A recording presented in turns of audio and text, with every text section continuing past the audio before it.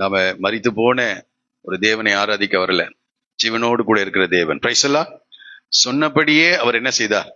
உயிர்த்தெழுந்தார். அவர் உயிர்த்தெழுந்ததினாலதான் அவர் தேவனாக நாம் ஆராதிக்கிறோம். பிரைஸ் எல்லாம். அவர் உயிர்த்தெழவில்லை என்றால் அவரும் மற்ற மனிதர்களை ஒருவரை போலதான் இருந்திருப்பார். ஆனால் அவர் தம்முடைய வார்த்தையின்படியே, தம்முடைய தீர்க்க தரிசன வார்த்தைகளின்படியே அவர் 3வது நாளிலே உயிர்த்தெழுந்து அவர் தேவனுடைய குமாரனாகிய கிறிஸ்து என்று தன்னை வெளிப்படுத்தினார். பிரைஸ் எல்லாம். அல்லேலூயா. இந்த காலை வேளையும் கூட மீதியான நேரங்களிலே அவருடைய உயிர்த்தெழுதலின் வல்லமை ஒரு மனிதனுடைய வாழ்க்கையிலே எப்படிப்பட்ட கிரியைகளை செய்கிறது என்பதை குறித்து யோவான் எழுதின சுவிசேஷம் 21வது அதிகாரத்திலிருந்து சில காரியங்களை 20வது அதிகாரத்திலிருந்து சில காரியங்களை உங்களோடு கூட பகிர்ந்து கொள்ளும்படி நான் நிற்கிறேன். யோவான் எழுதின சுவிசேஷம் 20வது அதிகாரத்தை தயவு செய்து எடுத்துக்கொள்ளுங்கள். எந்த ஒரு மனிதனுடைய வாழ்க்கையிலையும் அவருடைய உயிர்த்தெழுதலின் வல்லமை அவருடைய வாழ்க்கையை மாற்றி அமைக்கின்றதாக காணப்படுகிறது.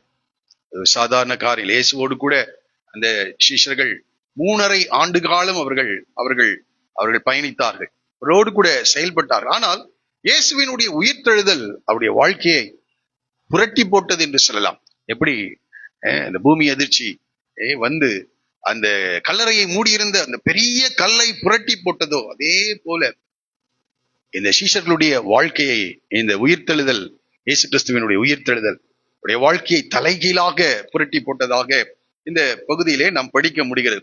முதலாவதாக இந்த 20வது அதிகாரத்திலே அழுகையை மகா சந்தோஷமாக அவருடைய உயிர்த்தெழுதல் மாற்றுகிறது என்று நாம் படிக்கிறோம். முதலாவது குறிப்பு என்னதுங்க?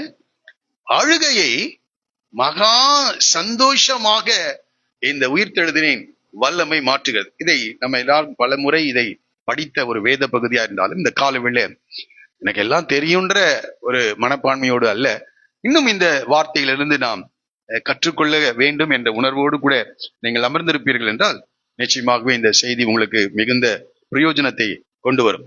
முதலாவதாக, வாரத்தின் முதல் நாள் காலையிலே அதிக இருட்டோடே மகதலேனா மரியாள் கல்லறையிடத்திற்கு வந்தாள் என்று படிக்கிறோம். இந்த மகதலேனா மரியாள் யார் என்று நமக்கு தெரியும். மார்க்கு சுவிசேஷம் 16வது அதிகாரத்திலே 10வது வசனம் சொல்லுகிறது. வாசித்து பாருங்கள். எத்தனை பிசாசு துரந்திருந்தாரா? 7 பிசாசுகளை இந்த மகதலேனாவுடைய வாழ்க்கையிலே காணப்பட்டது. ஒரு பிசாசு இருந்தாலே பயங்கரமா இருக்கும். மத்தேயு 15:22 இந்த கானானிய பெண் ஆண்டவரிடத்துல வந்து சொல்லும் போது சொல்கிறார், என் மகள் பிசாசினால் கொடிய வேதனைப்படுகிறாள் என்று சொல்கிறார். என் மகள் பிசாசினால் என்று சொல்கிறார், பிசாசுகளினால் என்று சொல்லல. ஒரே ஒரு பிசாசு இருந்துச்சு, அதுக்கே அவங்க மக எப்படி வேதனைப்படுறாங்களாம், கொடிய வேதனை. அப்போ 7 பிசாசு யார்கிட்ட இருந்ததுக்கு? இந்த மகதலேனா மரியாளுடைய வாழ்க்கையிலே காணப்பட்டிருக்கிறது. அப்போ எவ்வளவு வேதனைப்பட்டிருப்பாங்க. இயேசு அந்த பிசாசுகள் எல்லாம் துரத்தி அவருடைய வாழ்க்கையை ஒரு புதிய ஒரு வாழ்க்கையாக, ஒரு மகிழ்ச்சியான, ஒரு ஆசீர்வாதமான ஒரு வாழ்க்கையை அவளுக்கு கொடுத்ததினாலே இந்த இயேசு மரித்து அடக்கம் பண்ணப்படுகிற அந்த சிலுவையில, அந்த சிலுவையின் காட்சியை அவர்கள் தூரத்திலிருந்து மற்ற மரியாள்களோடு கூட அவள் பார்த்து கொண்டிருக்கிறார். அதற்கு பிறகு அந்த 3வது நாளிலே ஸ்திரீகள் அந்த மரித்து போன அந்த சரீரத்திற்கு அந்த பரிமள தைலத்தை பூசும்படியாக அவர்கள் பாருங்க, வாரத்தின் முதல் நாள் காலையில் எப்ப எழுந்திருக்கிறாங்களா? அதிக இருட்டோட மகதலேனா மரியாள் கல்லறையின் இடத்திற்கு வந்து என்று சொல்லப்பட்டது. கொஞ்சம் விடிந்த பிறகெல்லாம் இல்ல, எப்படி வராங்க? அதிகாலை வேளையில, அதிக இருட்டோட, இன்னும் விடியவே இல்லை. ஆனால் அதற்குள்ளாக ஒரு ஆண் அந்த இடத்துக்கு வந்திருந்தா கூட பரவாயில்ல, ஆனால் ஒரு பெண் என்ன செய்யறாங்க? அந்த இடத்துக்கு வராங்க அதிக இருட்டோட, இன்னும் விடியல. இதுல எனக்கு புரிந்த காரியம் என்னன்னா, நீதிமொழிகளின் புஸ்தகம் 8வது அதிகாரம் 17வது வசனத்துல, என்னை சிநேகிக்கிறவர்களை நான் சிநேகிக்கிறேன். இப்போ இவங்க ஏன் அங்க வந்திருக்காங்கன்னா, 7 பிசாசுகளை துரத்தி என் வாழ்க்கைக்கு ஒரு புதிய அர்த்தத்தை, புதிய சகாப்தத்தை உருவாக்கின ஆண்டவரை ரொம்ப அதிகமா நேசித்ததினால நான் நினைக்கிறேன் சீஷர்களை காட்டிலும் இந்த மரியாள் அதிகமா என்ன செஞ்சிருக்காங்க? ஆண்டவரை. அதனாலதான் சீஷர்கள் எல்லாம் பூட்டப்பட்ட அறையில இருக்காங்க. ஆனால் இந்த மரியாள் அதிகாலையிலே ஆண்டவரை தேடி வருகிறார். அதான் சொல்கிறது இந்த வசனம், என்னை சிநேகிக்கிறவர்களை நான் சிநேகிக்கிறேன், அதிகாலையில் என்னை தேடுகிறவர்கள் என்னை கண்டடைவார்கள். அதிகாலையில. அதுக்கப்புறம் பேதுருவும் யோவானும் வர்றாங்க, அப்படியே பாக்குறாங்க அந்த கல்லறையில, ஆண்டவர் அவர்களுக்கு வெளிப்படல. ஆனால் இவள் உண்மையான ஒரு இருதயத்துல, உண்மையான அன்போடு கூட அதிகாலையிலே, அதிக இருட்டோடே அந்த கல்லறையின் இடத்திற்கு கடந்து வருகிறார். அவள் ஆண்டவரை தரிசிக்கிறார். என்னை சிநேகிக்கிறவளை நான் சிநேகிக்கிறேன் என்று சொல்லுகிறார். என்னை சிநேகிக்கிறவளை அதிகாலையில் என்னை தேடுகிறவர்கள் என்ன செய்வாங்க, என்னை கண்டு. அதனால்தான் மத்தேயு 6:33 சொல்ல, முதலாவது தேவனுடைய ராஜ்யத்தியம். இது எதை காண்பிக்கிறதுனால, உண்மையா யாருக்கு அன்பு இருக்குதோ அவங்க ஃபர்ஸ்ட் யாரதான் பார்ப்பாங்க, அவங்க ஒவ்வொரு நாளின் அதிகாலை வேளை முதலாவது தேவனை தேடுகிறார். முதலாவது தேவனுக்கு கொடுக்க வேண்டிய கணத்தை, மகிமையை அவர்கள் கர்த்தருக்கு கொடுக்கின்றவர்களா இருக்கிறார். அவர்களுக்கு வாழ்க்கையில என்ன அழுக வந்தாலும் கர்த்தர் என்ன செய்கிறார், அதை ஆனந்த கழிப்பாக கர்த்தர் மாற்றுகிறார். இங்க பாருங்க, அவள் கல்லறையிடத்திற்கு வந்து கல்லறையின் அடைத்திருக்கிற கல் எடுத்து போட்டு இருக்க கண்டாள். ஆனா அவங்க வரும்போது என்ன பேசிக்கிறாங்க, அந்த பெரிய கல் அடைத்து வைத்திருக்கிறது அந்த கல்லறையை, அந்த கல்லை நமக்காக யார் புரட்டி தள்ளுவான் என்று என்ன செய்யறாங்க, பேசிட்டே வர்றாங்க. நம்மளா இருந்தா என்ன செய்வோம், இப்ப நாம பெண்களா இருக்கோம், நாம போய் அந்த கல்லை என்ன செய்ய முடியாது. ஆமா, கொஞ்ச நேரம் ஆகட்டும், எல்லாரும் வந்த பிறகு எல்லாரும் சேர்ந்து என்ன செய்யலாம், அந்த கல்லை தள்ளலாம். இன்னும் அந்த கல்லுக்கு ரோமர்களுடைய முத்திரையை வேற என்ன செஞ்சிருக்காங்க, போட்டு வச்சிருக்காங்க. அதை யாரும் அந்த முத்திரையை என்ன செய்ய முடியாது, உடைக்க முடியாது. உடைக்கணும்னா அதே ரோமர் அதிகாரிகள் வந்துதான் அந்த முத்திரையை அகற்ற வேண்டும்.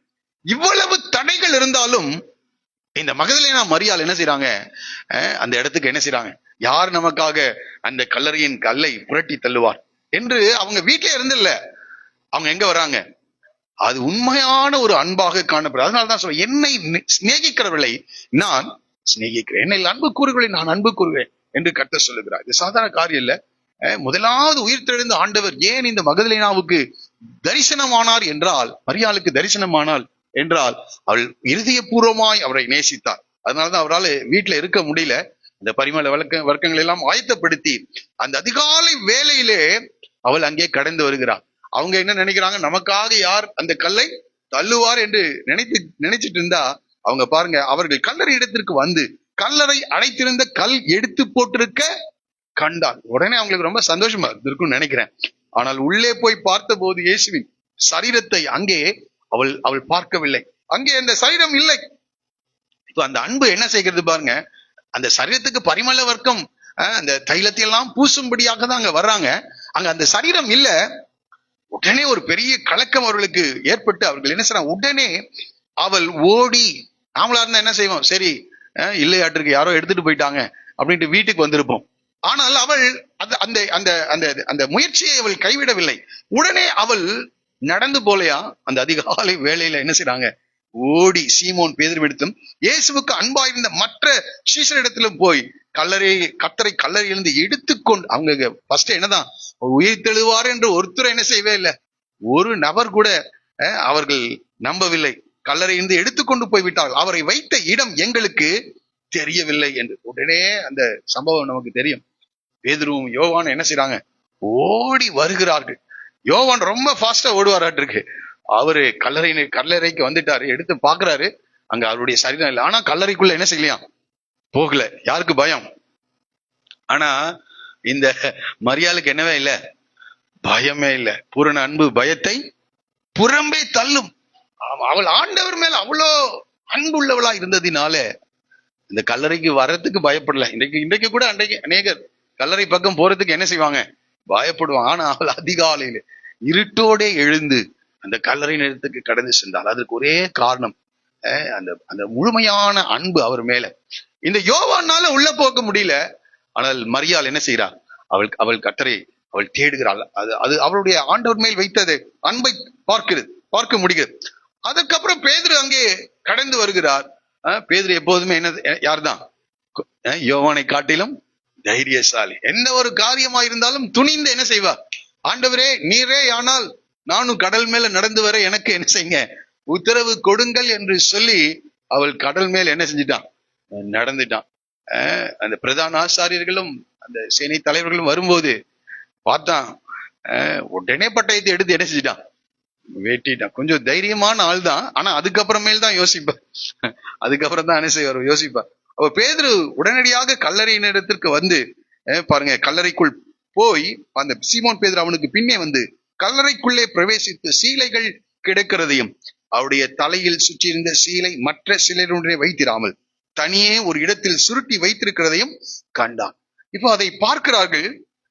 இப்போ அடுத்தது யோவான் அதை அதுக்கப்புறம் உள்ள போய் இந்த மரியாள் சொல்லுகிறதை கண்டு என்ன செய்தானா, விசுவாசித்தான். கடைசியில நம்ம படிக்கும் போது இந்த தோமாவும் என்னதான் செய்யறான், கண்டு விசுவாசி. இவர்கள் எல்லாரும் சொல்றதை என்ன செய்யறதே இல்ல, நம்புறதே இல்ல, கண்டு விசுவாசிதான். வேற இல்ல, ஆண்டவர் உயிர் தெழுந்தார் என்றல்ல, இந்த ஸ்திரீகள் சொன்னது உண்மைதான்ப்பா, சரீரம் என்ன செய்யல இங்க இல்ல என்பதை கண்டு விசுவாசித்தான். பாருங்க, அவர்கள் மரித்தோடு எழுந்திருக்க வேண்டும் என்கிற வேத வாக்கியத்தை அவர்கள் இன்னும் அறியாதிருந்தார். எத்தனையோ முறை ஆண்டவர் அவர்களுக்கு இந்த வார்த்தைகளை தெளிவாய் உபதேசித்தும் பழைய ஏற்பாட்டின் தீர்க்க தரிசன வசனங்களிலே இயேசுவை குறித்ததான உயிர்த்தெழுதலை பற்றிய வசனங்கள் அவர்கள் வாசித்திருந்த போதிலும் அவர்கள் அதை விசுவாசிக்கவில்லை, அதை நம்பவில்லை, அதை அறிந்து வைத்திருக்கவில்லை. இப்ப பாருங்க, பின்பு அந்த சீஷர்கள் தங்களுடைய இடத்துக்கு என்ன செஞ்சிட்டாங்களாம், திரும்பி போய்விட்டாங்க. அவ்வளவுதான் அவங்களுடைய அன்பு. அவர் இல்ல, இங்க என்ன செய்யறது இந்த அதிகாலை வேளையில என்று சொல்லி அவர்கள் என்ன செய்யறாங்க, தங்கள் இருந்த இடத்திற்கு திரும்பி கடந்து சென்று விட்டார்கள்.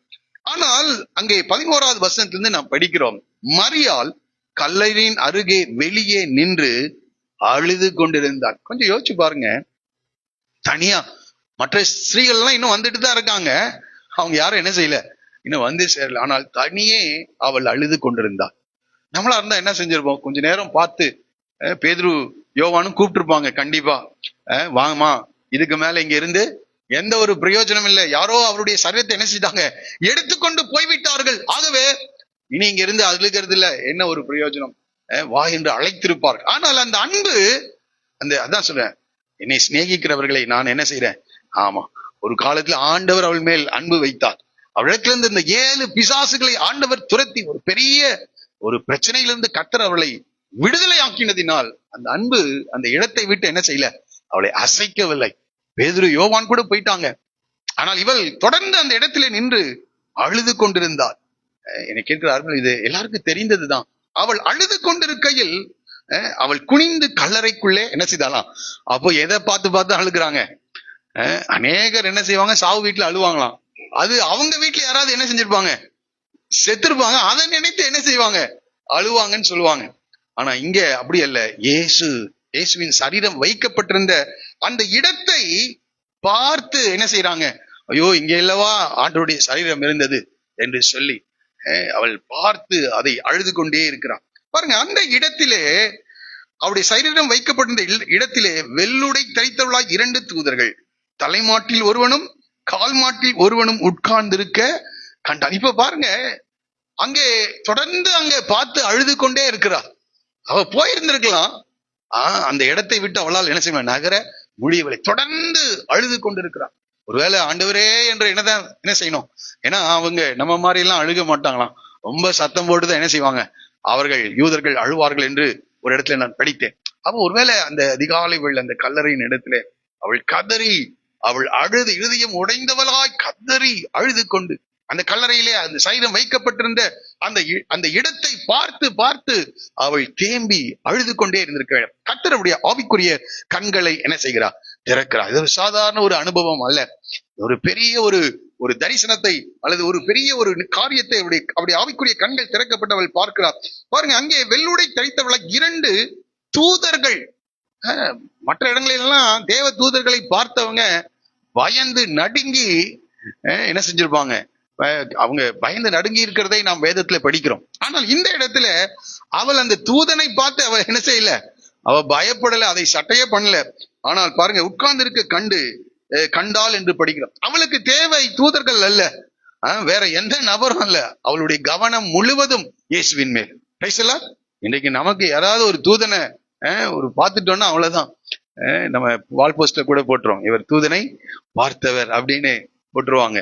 ஆனா இவள் 2 தூதனை பார்க்கிறாள்.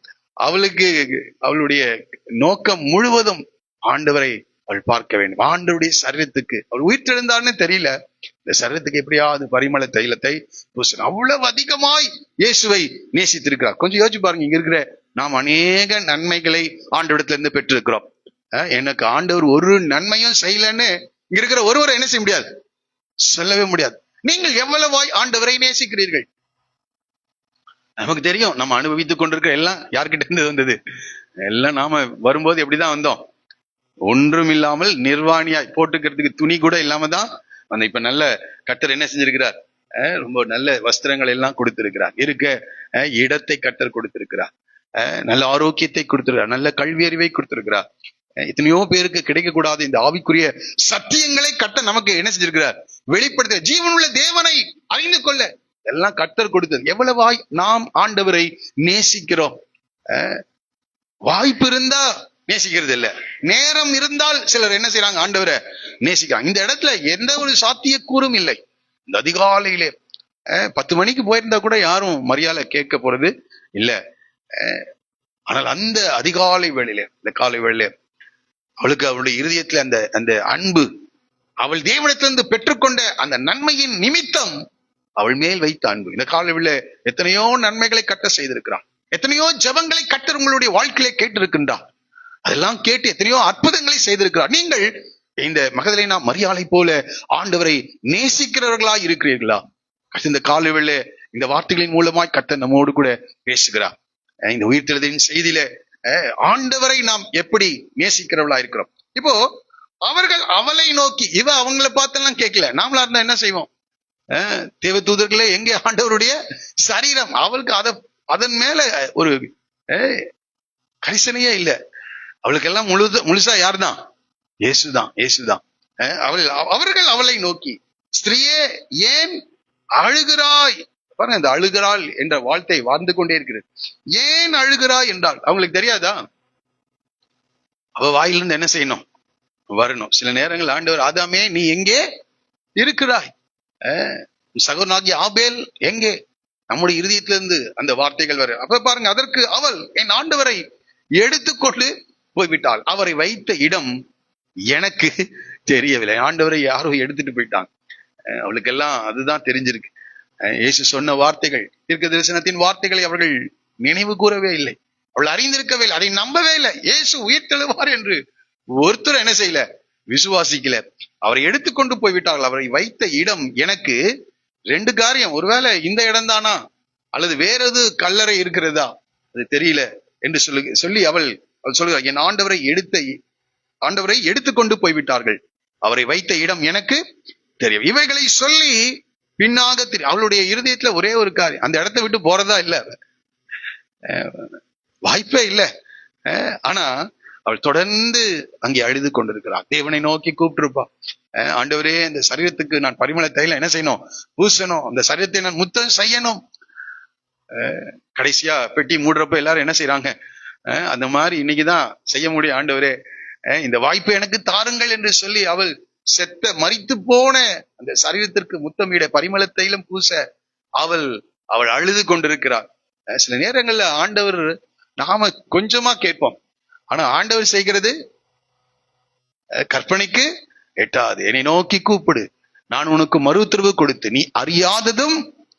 நாம கேட்டது சாதாரண காரியங்களா இருக்கலாம், ஆனால் ஆண்டவருக்கு தெரியும் எதை கொடுக்க வேண்டும் என்று. ஒரே சொல்லுவோமா? அப்ப இவள் அந்த மரித்து போன சரீரத்திற்கு பரிமள தைலம் பூசணும்னு நினைச்சா, ஆனா உயிர்த்தெழுந்த ஆண்டவரை அவள் தரிசித்தாள். Praise the Lord. அந்த அன்பு, அதனாலதான் ஆண்டவர் வெயிட் பண்றார். இவ போயிடுறாளா பாக்குறார். யாக்கோபு, நீர் என்னை ஆசீர்வதித்தால் ஒழிய நான் என்ன செய்ய மாட்டேன். அவங்கதான் ஆண்டவருடைய ஆசீர்வாதத்தை அவர்கள் பெற்றுக் கொள்கிறார்கள். நேரம் கிடைக்கும் போது ஆண்டவரை தேடுகிறவர்கள் அல்ல, நேரம் கிடைக்காத போது, வாய்ப்புகளே இல்லாத சூழ்நிலைகளிலே, நம்முடைய சரீரம் பலவீனமா இருக்கும் போது, இன்னும் சொல்லணும்னா தூக்கம் நம்ம கண்ணை என்ன செய்யும், அந்த நேரத்துல யாரு ஆண்டவரை தேடுறாங்க. தூக்கத்தை விட, சரீர பலவீனங்களை விட உண்மையான நேசம், உண்மையான அன்பு நிச்சயமா அப்படி தேட வைக்கும். இங்கே நான் படிக்கிறோம், இவைகளை சொல்லி பின்னாக திரும்பி இயேசு நிற்கிறதை கண்டார். ஆனாலும் அவரை இயேசு என்று என்ன செய்யல, அறியல. ஏன்னா அது இன்னும் வெடியில, அவளால் ஒருவேளை அழுததுனால அவருடைய கண்கள் அது பார்க்க முடியாமல் இருந்ததோ தெரியவில்லை. இயேசு அவளை பார்த்து, ஸ்திரியே ஏன் அழுகிறாய்? அப்ப அந்த அந்த அவளுடைய இருதயத்தை ஆண்டவர் வெளிப்படுத்தும்படி இதெல்லாம் நமக்காக தான் எழுதி வைத்திருக்கிறார். ஏன் அழுகிறாய்? யாரை தேடுகிறாய்? யாரை தேடுகிறாய்? ஏன் அழுகிறாய்? அதுக்கு பாருங்க, அவள் தோட்டக்காரன் என்று எண்ணி, ஐயா நீர் அவரை எடுத்துக்கொண்டது உண்டானால் அவரை வைத்த இடத்தை எனக்கு சொல்லும், நான் போய் அவரை.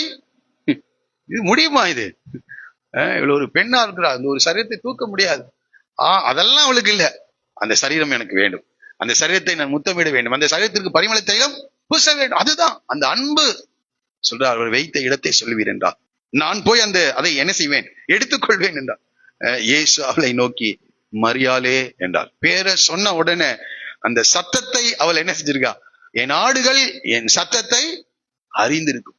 ஆமா, உண்மையான மெய்ப்பனுடைய சத்தத்தை ஆடுகள் என்ன செய்யுமா?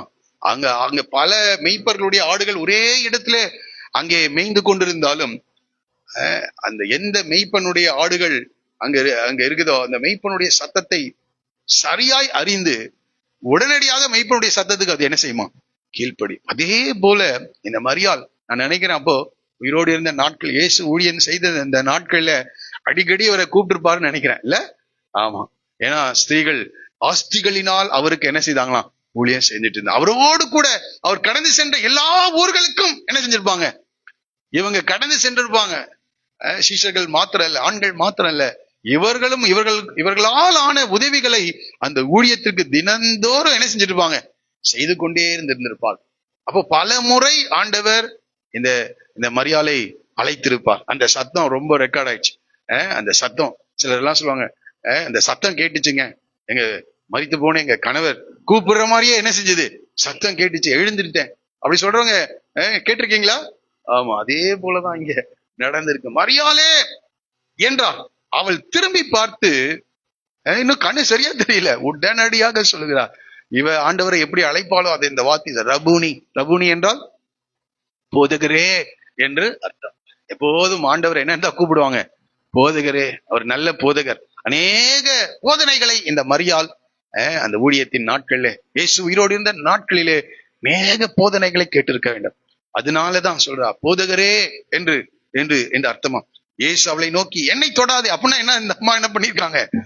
ஆண்டவரை தொட அந்த அன்பு மிகுதியிலே அவர்கள் செயல்பட ஆரம்பிக்கிறார்கள். நான் இன்னும் என் பிதாவின் இடத்திற்கு ஏறி போகவில்லை, என் சகோதரிடத்திற்கு போய் நான் என் பிதாவிடத்திற்கும் உங்கள் பிதாவின் இடத்திற்கும் என் தேவனிடத்திற்கும் உங்கள் தேவனிடத்திற்கும் ஏறி போகிறேன் என்று அவர்களுக்கு சொல்லுங்கள் என்றால் என்று படித்தார். ஆண்டவரை அவள் தரிசித்து விட்டார். நான் நினைக்கிறேன் அந்த இடத்துல அவளுடைய துக்கம் என்னவா மாறி இருக்கும்? சந்தோஷமாக மாறி. அதை மத்தேயுல படிக்கிறோம். மகதலேனா மரியாள் போய் தான் கர்த்தரை கண்டதையும் அவர் தன்னுடனே சொன்னவைகளையும் சீஷருக்கு அறிவித்தார். உயிர்த்தெழுதலை நற்செய்தியை முதல் யார் தான் சொல்றா? ஆமா, பேதுரு அல்ல, மார்பிலேயே சாய்த்து கொண்டிருந்த யோவான் அல்ல. உயிர்த்தெழுதலின் நற்செய்தியை இந்த உலகுக்கு சொன்ன முதல் நபர் யாரு? அதுக்கு ஒரே காரணம், ஆண்டவரை நான் நினைக்கிறேன் அங்கிருந்த எல்லாரை காட்டிலும் ஆண்டவரை ரொம்ப அதிகமா என்ன செஞ்சிருக்கலாம்? இவங்க நேசிச்சிருக்கலாம். இந்த லாசருவின் சகோதராகிய மரியாள் கூட என்ன செய்யல, அங்க வந்த மாதிரி தெரியல. ஏன்னா அவங்க வாழ்க்கையில ஒரு பெரிய அற்புதத்தை என்ன செஞ்சிருந்தார்? செய்திருந்தார். இன்னும் அநேக அற்புதங்களை பெற்றுக் கொண்டார்கள். குஷ்டரோகிகளை சுகமாக்கினார். பல அற்புதங்களை ஆண்டவர் என்ன செஞ்சார்? அநேகருடைய வாழ்க்கையில அவர் செய்து அநேக அற்புதங்களை பெற்ற அநேகர் ஆண்டவரை மறந்துட்டாங்க.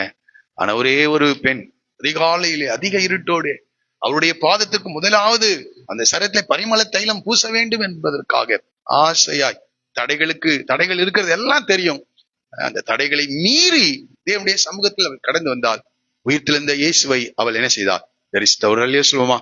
இந்த காலவில்ல உடைய அழுகையை கட்டல் மாற்றினாராம். வாசிக்கலாம். மத்தேயு எழுதின சுவிசேஷம் 28ஆம் அதிகாரம் 8வது வசனத்தை வாசிங்க.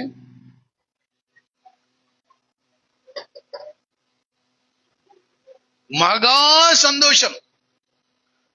ரொம்ப அழுதுட்டாங்க. இப்ப ஆண்டவர் எப்படி அவங்கள மாற்றுறாரு? மகா கிரேட் ஜாய், ரொம்ப பெரிய சந்தோஷம், சொல்ல முடியாத சந்தோஷம். எப்போதுமே அந்த சந்தோஷத்தை அனுபவிக்கணும்னா இப்படிப்பட்ட துக்கங்களை என்ன செய்யணும்? அந்த பாதையில நடக்கிறவங்களுக்கு தான் அந்த அந்த சந்தோஷத்தை என்ன செய்ய முடியும்? டெய்லி காலையிலும் மாலையிலும் மத்தியானத்திலும் பிரியாணி சாப்பிட்டுருக்கவங்களும் பிரியாணியுடைய அருமை என்ன செய்யாது, தெரியாது. ரொம்ப நாள் கழிச்சு அதை சாப்பிடும் போதுதான் என்ன செய்யும் அதனுடைய உண்மையான. அது போல வேதனைகளையும் துன்பங்களையும் பாடுகளையும் அனுபவிக்கிறவர்கள் ஆண்டவரை நோக்கி அழுது புலம்பி கர்த்தரை நோக்கி கூப்பிட்டு கொண்டிருக்கிறவர்களுக்கு ஆண்டவர் எப்படிப்பட்ட சந்தோஷத்தை கொடுக்கிறாராம்? மகா சந்தோஷத்தை கர்த்தர் கொடுக்கின்றார். இவங்க ஏன் அவ்வளவு அழுதார்கள்? அதான், ஏன் அழுகிறாய், ஏன் அழுகிறாய்? எல்லாரும் கேட்கிறான். தேவதூதன் கேட்கிறான், ஏன் அழுகிறாய்? இயேசு கேட்கிறார், ஏன் அழுகிறாய்? ஏன் அழுகிறான்னா இருதயமே என்ன செஞ்சிருச்சு, நொறுங்கிருச்சு. வேதத்துல 34ஆம் சங்கீதம் 18வது வசனத்துல நொறுங்குண்ட இருதயம் உள்ளவர்களுக்கு கர்த்தர் என்ன செய்யறாராம்? சமீபமா இருக்கு. நன்றாய் புரிந்து கொள்ளுங்க. நீங்கள் உங்கள் இருதயங்கள் நொறுக்கப்படுகிற நேரங்களில் கர்த்தரை நோக்கி கூப்பிடுங்க. நொறுங்குண்ட இருதயத்திலிருந்து கர்த்தரை நோக்கி கூப்பிடுவீர்கள் என்றால் நொறுங்குண்ட இருதயம் உள்ளவர்களுக்கு கர்த்தர் என்ன செய்கிறாராம்? சமீபமா இருக்கு. 147ஆம் சங்கீதம் 3வது வசனத்துல இப்படி படிக்கிறோம், இருதயம் நொறுங்குண்டவர்களை குணமாக. ஒரு சொல்லுவோமா, யாருடைய இருதயம் நொறுங்கிட்டு இருக்கோ அவருடைய இருதயம் குணமாக்கப்படும். இப்ப மரியாளுடைய இருதயம் என்ன செஞ்சது? குணமாக்கப்பட்டது. நொறுங்குண்ட இருதயமா இருந்தது, அதை கர்த்தர் என்ன செய்தார்? குணமாக்கினார். நொறுங்குண்ட இருதயம் உள்ளவர்களுக்கு கர்த்தர் சமீபமா இருக்கிறார். அந்த நேரத்துல அநேகர் ஜெபம் பண்றது இல்ல. எனக்கு கேட்கிற அருமையான, உங்களை இருதயம் வேதனைப்படுகிற நேரம். அன்னாளை குறித்து சொல்லும் போது, அன்னாள் இருதயம் நொறுங்குண்டது, நேர ஆலயத்துக்கு என்ன செஞ்சா? அந்த தேவனுடைய சமூகத்தில் தன்னுடைய இருதயத்தை ஊற்றினாள். இன்னைக்கு அநேகருடைய இருதயத்தை கொஞ்சம் கொஞ்சம் அடிச்சு நொறுக்க பாக்குறாரு, ஆனாலும் எங்க வர்றதில்லை, ஆண்டவருடைய பாதத்துக்கு வர்றதில்லை. ஆனால் நன்றாய் புரிந்தவர்கள், இருதயம் நொறுங்குண்டவர்களை ஆண்டவர் என்ன செய்ய குணமாக்குகிறார். அவர்கள் காயங்களை கர்த்தர் என்ன செய்கிறார்? ஆமா, அதுதான் தேவன் சந்திக்கிற நேரம். இன்னைக்கு அநேகருக்கு இது புரியல. மரியாள் இருதயம் நொறுங்குண்டவளாய் அந்த இடத்தை விட்டு போகாமல் தொடர்ந்து அழுது கொண்டே இருந்தார். அவருடைய காயத்தை கர்த்தர் கட்டினாரா? ஆமா, அன்னாளுடைய காயத்தை கர்த்தர் கட்டினார். ஆகாரை பற்றி நமக்கு தெரியும். ஆமா, அவள் பிள்ளை சாகிறதை நான் பார்க்க மாட்டேன் என்று சொல்லி ஒரு கல்லெறி தூரம் அவள் போய் உட்கார்ந்து சத்தமிட்டு அழுதாளாம். அவருடைய கண்களை கர்த்தர் என்ன செய்தார்? ஒரு நீரூற்றை கர்த்தர். அவ கேட்டது ஒரு பாட்டில் தண்ணி, ஆனால் அவளுக்கு கர்த்தர் என்ன செய்தார்? ஒரு நீரூற்றை கர்த்தர். அதான் சொல்றேன், இருதயம் நொறுங்குண்டவர்களுக்கு அவர் சமீபமா இருக்கிறார். இருதயம் நொறுங்குண்டவர்களுடைய இருதயங்களை அவர் கட்டுகிறவராய், குணமாக்குகிற தேவனாய் இருக்கிறார். அவர்கள் காயங்களை கர்த்தர் என்ன செய்கிறார்? கட்டுகிறாராம். ஏசாயா 61:1 இதுதான் அவருடைய ஊழியம் என்று சொல்லப்படுகிறது. வாசிங்க, கர்த்தருடைய ஆவியானவர், தேவனுடைய ஆவியானவர் என் மேல் இருக்கிறார், சிறுமைப்பட்டவர்களுக்கு. எல்லாரும் சேர்ந்து வாசிக்கலாமா? எல்லாரும் சேர்ந்து படிங்களேன். கர்த்தராகிய தேவனுடைய ஆவியானவர் என் மேல் இருக்கிறார்,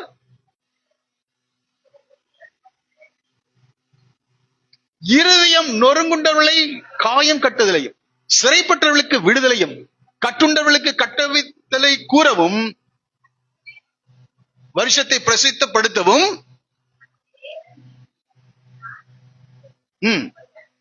ஆறுதல் செய்யவும். சரி, ஓகே, இதுதான் ஆண்டவராகிய இயேசு கிறிஸ்துவினுடைய ஊழியம். இருதயம் நொறுங்குண்டவருடைய காயங்களை கட்டுகிற ஒரு ஊழியம் ஆண்டவர் செய்கிறார். அதுக்குதான் கர்த்தருடைய ஆவியானவர் அவர் மேல் அவர் தங்கி இருந்தார். என்னை கேட்கிறார்கள், இதை இந்த வசனங்களை புரிந்து கொள்ளுங்க. அடுத்த தடவை இருதயம் நொறுங்கும் போது மனிதர்கள் கிட்ட என்ன செய்யாதீங்க, ஓடாதீங்க. அப்படியே சிலர் எல்லாம் இருதயம் நொறுங்குண்ட சாப்பிடாம இருக்கிறது நல்லதுதான். போய் என்ன செஞ்சிருவாங்க, படுத்து என்ன செஞ்சிருவாங்க, தூங்கிடுவாங்க. இல்லைன்னா மொபைல் எடுத்து என்ன செய்வாங்க, வேற ஏதாவது பார்த்துட்டு, இல்லைன்னா டிவியை பார்த்துட்டு உட்கார்ந்துட்டு இருப்பாங்க. நன்றாய் இருதயம் நொறுக்கப்படும் போது அவர் அப்பதான் என்ன செய்யறார்? சமீபமாய் வருகிறார். நொறுங்குண்டு ஆவியுள்ளவர்களை கட்ட ரட்சிக்கிற தேவனாய் இருக்கிறார். இருதயம் நொறுங்குண்டவர்களை அவர் குணமாக்குகிறார். அந்த நேரத்துல யார் அழுது கொண்டிருக்கிறார்களோ அவருடைய காயங்களை என்ன செய்கிறார் ஆண்டவர்? அவர் கட்டுகிற தேவனாக இருக்கிறார். கட்டுகிற தேவன்.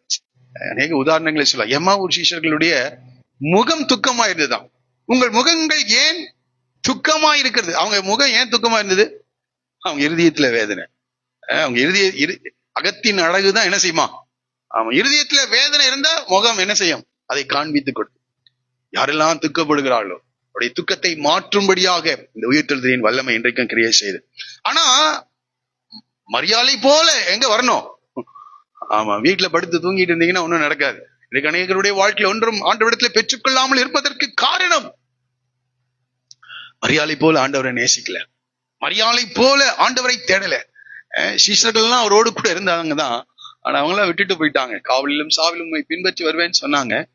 ஆனால் இந்த சூழ்நிலைகள் அவர்கள் யார் என்பதை, அவர்கள் எவ்வளவு தூரம் ஆண்டவரை நேசிக்கிறார்கள் என்பதை, எவ்வளவு தூரம் ஆண்டவருடைய வார்த்தையை விசுவாசிக்கிறார்கள் என்பதை அந்த சூழ்நிலைகள், அந்த பிரச்சனைகள், அந்த பரீட்சை தான் என்ன செய்கிறது, நமக்கு வெளிப்படுத்துகிறதா. ஆகவே இந்த பரீட்சைகள் எல்லாம், இந்த சோதனைகள் எல்லாம் எதற்காக என்றால், நாம் எவ்வளவு தூரம் தேறி இருக்கிறோம் என்பதை வெளிப்படுத்த. ஆனால் இந்த மரியாள், நான் நினைக்கிறேன் அங்க இருந்த எல்லாம் 3.5 வருட ஊழியத்துல பயன்பெற்ற எல்லாரை காட்டிலும் இந்த மகதலேனா மரியாள் அதிகமாக ஆண்டவரிடத்தில் அன்பு கொண்டா. என்னை சிநேகிக்கிறவளை நான் சிநேகிப்பேன், அதிகாலையில் என்னை தேடுகிறவர்கள் கண்டடைவார். அதனாலதான் ஆண்டவர் பேதுருவை பார்த்து, இவர்கள் எல்லாரிலும் அதிகமாய் நீ என்னை நேசிக்கிறாயா, அன்பு கூறுகிறாயா என்று கேட்கிறார். இன்றைக்கு அநேகர் நாம சொல்வோம், பாடுவோம், துதிப்போம், ஏதாவது செய்வோம் நாம, ஆனால் இப்படிப்பட்ட அன்பு நாம் கூறுகிறோமா? ஆகவே இந்த உயிர்த்தெழுத வல்லமை அங்க பாருங்க, அந்த 18:28 அவள் மகா சந்தோஷமாய் அவர்கள் கடந்து சென்றார். ஏன்னா அவ்வளவு வேதனை, அவ்வளவு இருதயம் உடைக்கப்பட்டவளாய். நான் நினைக்கிறேன் 3 நாளும் அவங்க கண்ணீரோடுவே என்ன செஞ்சிருப்பாங்க. சீஷர்களும் கண்ணீரோடு கூட தான் இருந்தாங்க. ஆனா இந்த அளவுக்கு கண்ணீர் விட்டாங்களான்னு தெரியல எனக்கு.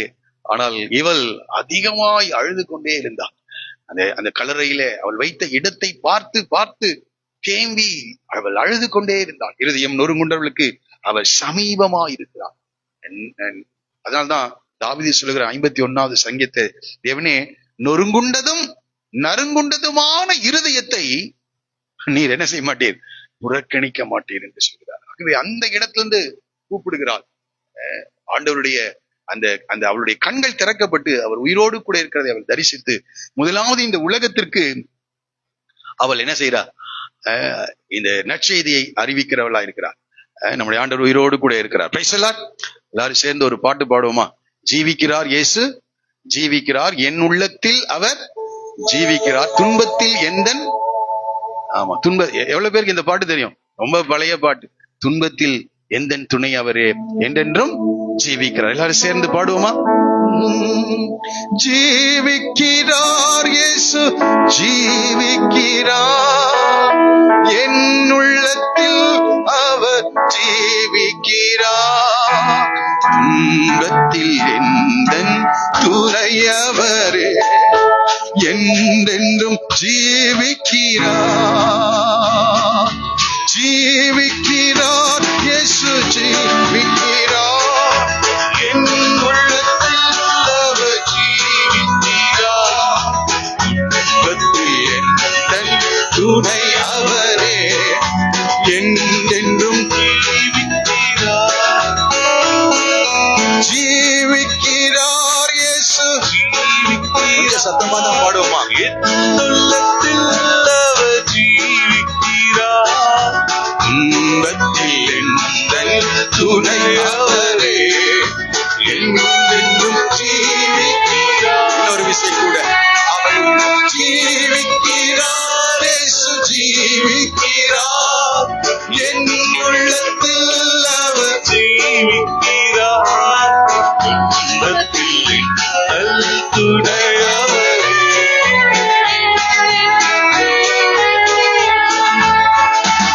அல்லேலூயா. துன்பத்தில் எந்தன் துணை அவர். உயிர் தெழுந்தது ஆண்டவர் யாரெல்லாம் துன்பப்படுகிறார்கள், யாரெல்லாம் இருதயம் நொறுக்கப்பட்டவர்களாய் காணப்படுகிறார்களோ அவர்களுக்கு துணையாக வருகிறார், அவர்களுக்கு சமீபமா இருக்கிறார். அவருடைய காயங்களை, அதுதான் அவருடைய ஊழியமே. Praise the Lord. ஆமா, எனக்கு அதை படித்த போது ரொம்ப சந்தோஷமா இருக்கு. இன்றைக்கு அநேகர் யார் என்னுடைய காயங்களை கட்டுவார், யார் என்னுடைய வேதனைகளை நீக்குவார் என்று அலைந்து கொண்டிருக்கிறார்கள். ஆனா இந்த சத்தியம் வாரம் வாரம் நம்ம படிக்கிறோம். நடை புரிந்து கொள்ளுங்கள், துன்பம் வரும்போது, வேதனைகள் வரும்போது, உங்கள் இருதயங்களிலே காயப்படும் போது ஆண்டவருடைய பாதத்திலே நீங்கள் உங்களுடைய இருதயங்களை ஊற்றுங்கள். கர்த்தர் நீங்கள் நினைப்பதற்கும் வேண்டிக் கொள்வதற்கும் அதிகமாய் கிரியை செய்வார். Praise the Lord. ஆமா, இது ஒரு சாதாரண ஒரு தேவன் அல்ல. மரியாளுடைய வாழ்க்கையில அவள் எதிர்பார்த்திராத ஒரு காட்சியை அவள் என்ன செய்கிறார், அவள் பார்க்கிறார். Praise the Lord. அடுத்ததாக பயத்திலிருந்து ஒரு தைரியத்திற்கு நேராக இந்த சீஷர்களை கர்த்தர் நடத்துகிறதை நாம் இந்த 19வது வசனத்திலிருந்து நாம் படிக்கிறோம். வாசிக்கலாம். 19வது வசனம்.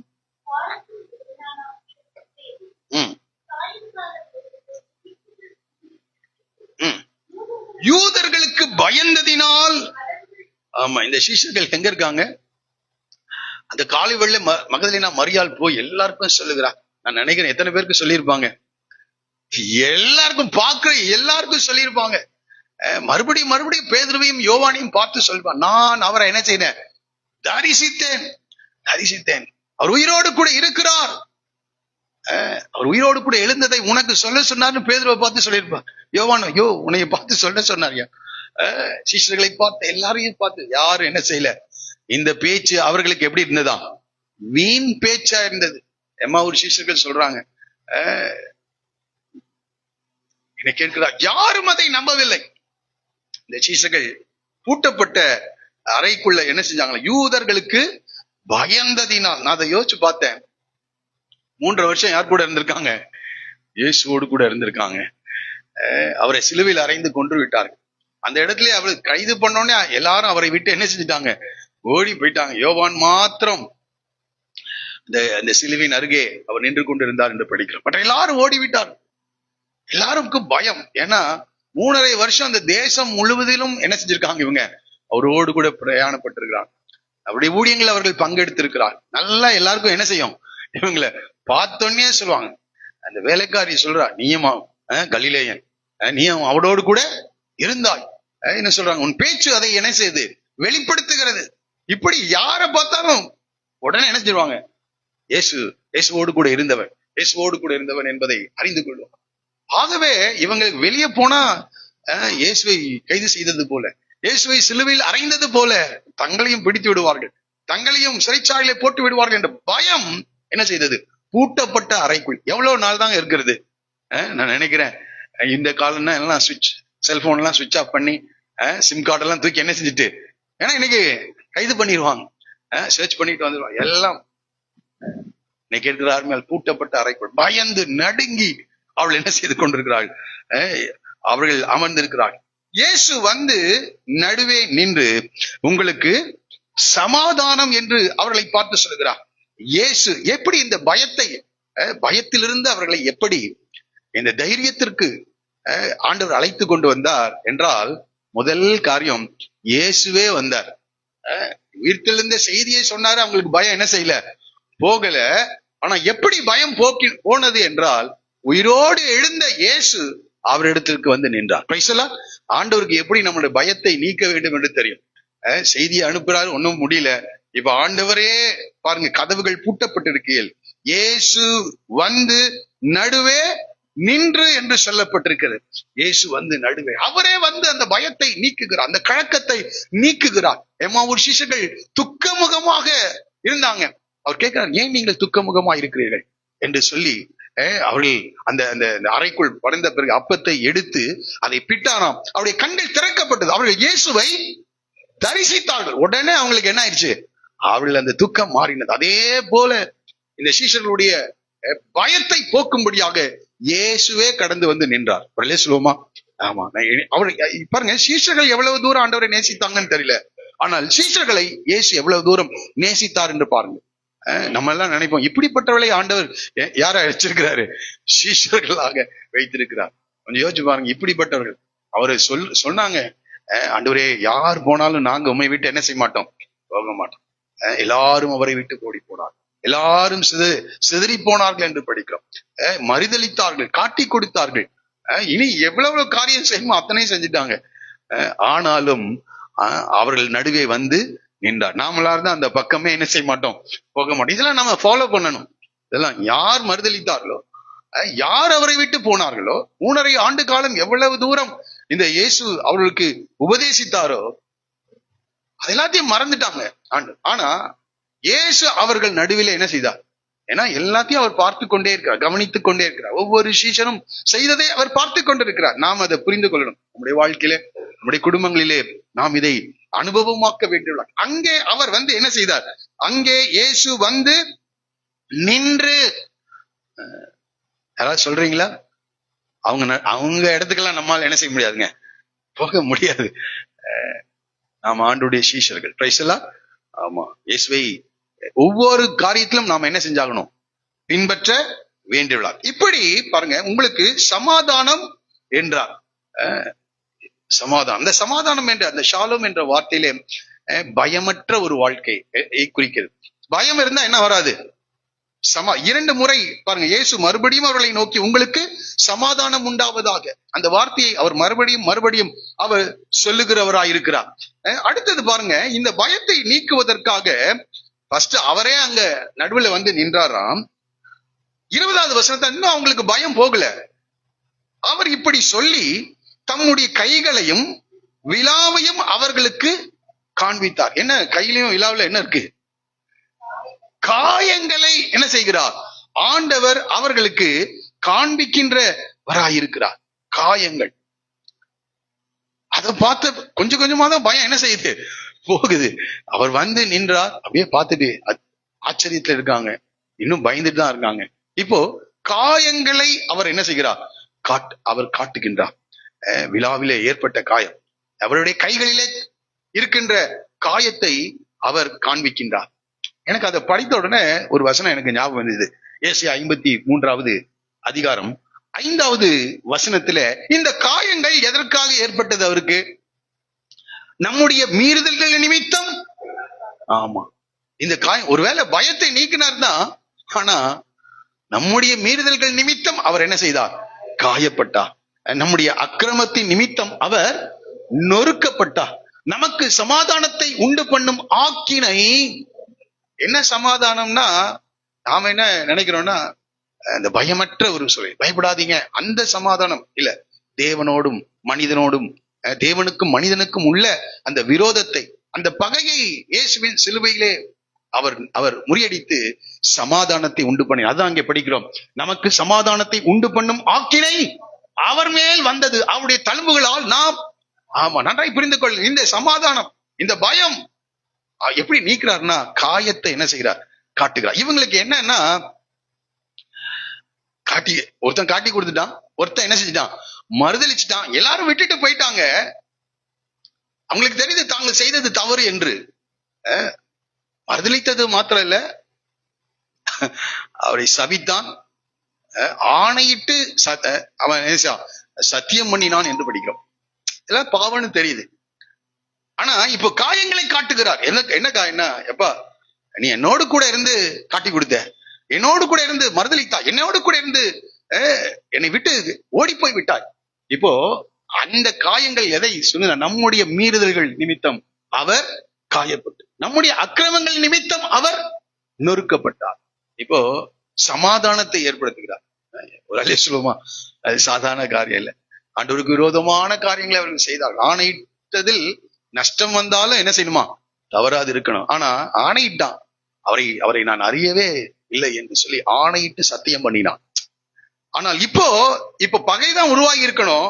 ஆனா நமக்கு சமாதானத்தை உண்டு பண்ணும் ஆக்கினை அவர் மேல் வந்தது. அடுத்தது, அவருடைய தழும்புகளால் நாம் என்ன செய்யறோம்?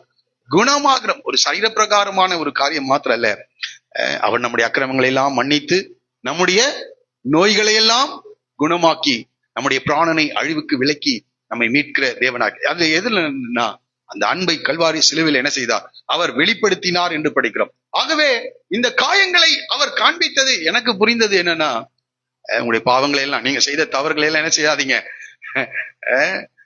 நினைக்க வேண்டாம், நான் அதை மன்னித்தேன், தேவனோடு கூட உள்ள அந்த ஐக்கியத்தை மறுபடியும் உங்களுக்கு புதுப்பித்து கொடுக்கிறேன் என்று சொல்லி சமாதானத்தை உண்டு பண்ணும் ஆக்கினை அவர் மேல் வந்தது என்று நாம் படிக்கிறோம். சரி, இருக்கட்டும். அதுதான் சொல்றார், உங்களுக்கு சமாதானம் உண்டாவதாக. நாமளா இருந்தா என்ன சொல்லுவோம்? வெறும் வார்த்தையில தான் சொல்லுவோம். அவர் காயங்களை காட்டி அந்த வார்த்தையை சொல்லுகிறார். நம்முடைய அக்கிரமங்கள், நம்முடைய பாவங்களுக்கான தண்டனையை அவர் ஏற்றுக்கொண்டு தேவனுக்கும் மனிதனுக்கும் உள்ள அந்த பகையை சிலுவையிலே கொன்று சமாதானத்தை அவர்களுக்கு சொல்லி அந்த பயத்தை ஆண்டவர் என்ன செய்கிறார்? போக்குகிறவராய் இருக்கிறார். அடுத்தது இது ஒரு காரியம் பாருங்க, கீழே நீங்க படிச்சு பாருங்க. சமாதானம் உண்டாவதாக. அடுத்தது வாசி, எல்லாரும் சேர்ந்து வாசிங்களேன்.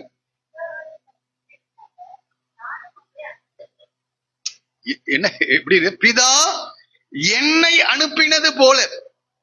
பிதா இயேசுவை இந்த பூமிக்கு அனுப்பினாரா? ஆமா, அவருடைய குமாரன் இந்த 3.5 ஆண்டு ஊழியத்துல, 33.5 ஆண்டு வாழ்க்கையில இயேசுக்கு பிரியமாய் என்ன செய்தார்? இயேசு வாழ்ந்தார். அப்படிதானே? அவர் ஞானஸ்நானம் பெறும்போது பரலோகத்திலிருந்து ஒரு சத்தம் கேட்குது, இவர் என் நேசகுமார், இவரில் நான் பிரியமா இருக்கிறேன். கொஞ்சம் யோசிச்சு பாருங்க, 30 வயது வரைக்கும் பிதாவுக்கு பிரியமற்ற ஒரு காரியத்தையும் இயேசு என்ன செய்ய எல்லாம் அவருக்கு பிரியம். அதான் சொல்றார், நான் என் தேவனுக்கு பிதாவுக்கு பிரியமானவைகளையே செய்கிறபடியால் அவர் என்னை தனியே இருக்க விடவில்லை. அப்ப அவருக்கு சித்தமானதை செய்கிறார், அவருக்கு பிரியமானவைகளே செய்கிறார். அவரை பிதா இந்த பூமிக்கு அனுப்பினார் என்று படிக்கிறோம். பாருங்க, பிதா என்னை அனுப்பினது போல. இன்னொரு இடத்துல யோவான் எழுதின சுவிசேஷத்துல அது படிக்கலாம், 17ஆம் அதிகாரம் 18வது வசனம், யோவான் 17:18. நீர் என்னை உலகத்தில் அனுப்பினது போல நானும் அவர்களை உலகத்தில்.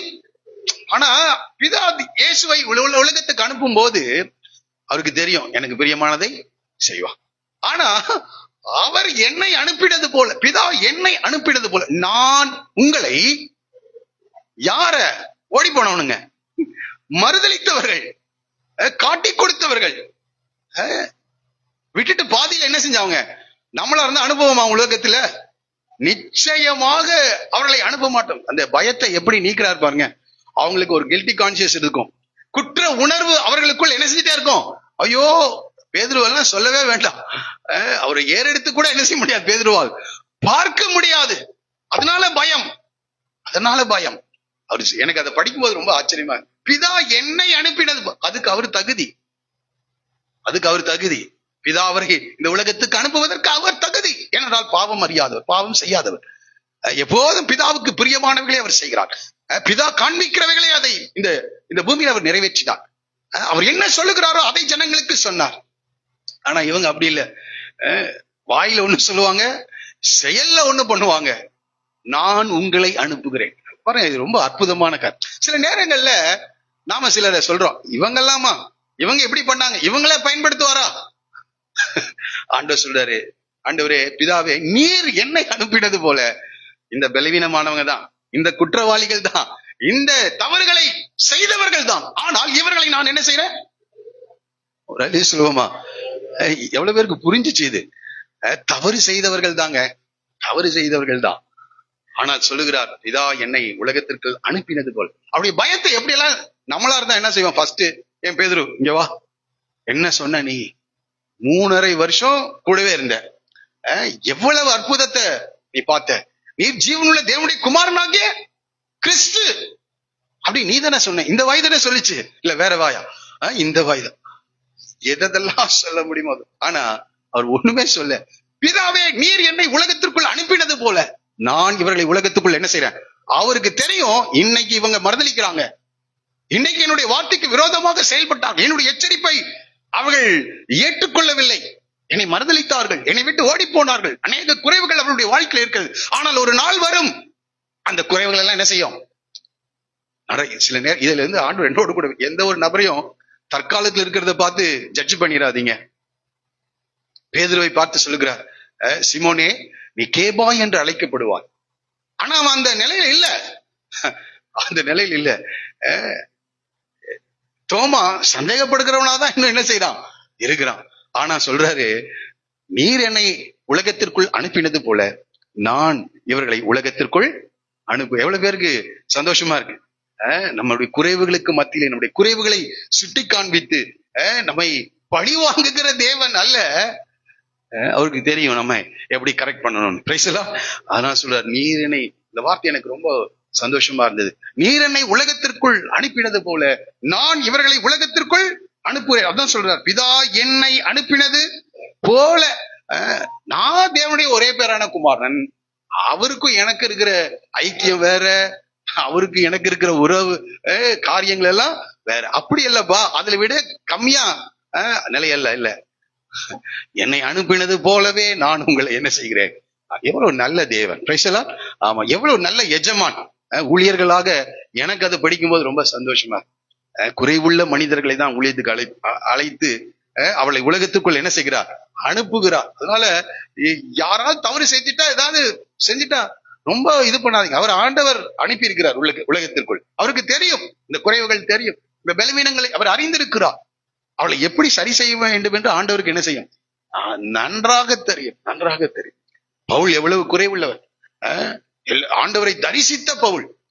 ஆனா பேதுருவோடு முகமுகமாய் நான் என்ன செஞ்சேன், எதிர்த்தேன் என்று சொல்லுகிறேன். பர்னபாவோடு கூட சண்டை போட்டு என்ன செஞ்சே போயிட்டாங்க, பிரிந்தே போயிட்டான். நம்மளாம் இதெல்லாம் ஒமிட் பண்ணோம், எழுதவே மாட்டோம் இதெல்லாம். எல்லாம் எவ்வளவு பெரிய அப்போஸ்தலர்கள், முதலாவது மிஷனரி பயணத்துல பெரிய அற்புதங்களை செய்தவர்கள். நடை புரிந்து கொள்ளுங்கள், பிரிந்து போய் விட்டார்கள் 2 பேரும். அவர்களால் ஐக்கியப்பட்டு என்ன செய்யவே முடியல, முன்னாடி போகவே முடியல. பலவீனங்களை அறிந்திருக்கிறார், நம்முடைய குறைவுகளை அவர் அறிந்திருக்கிறார். ஆனாலும் அவர் உலகத்திற்குள், அதுக்காக முதலாவது மிஷனரி பயணத்துல 2 பேரும் சண்டை போட்டீங்க, இனி ஊழியத்துக்கே போகாதீங்க அப்படின்னு என்ன செய்யல.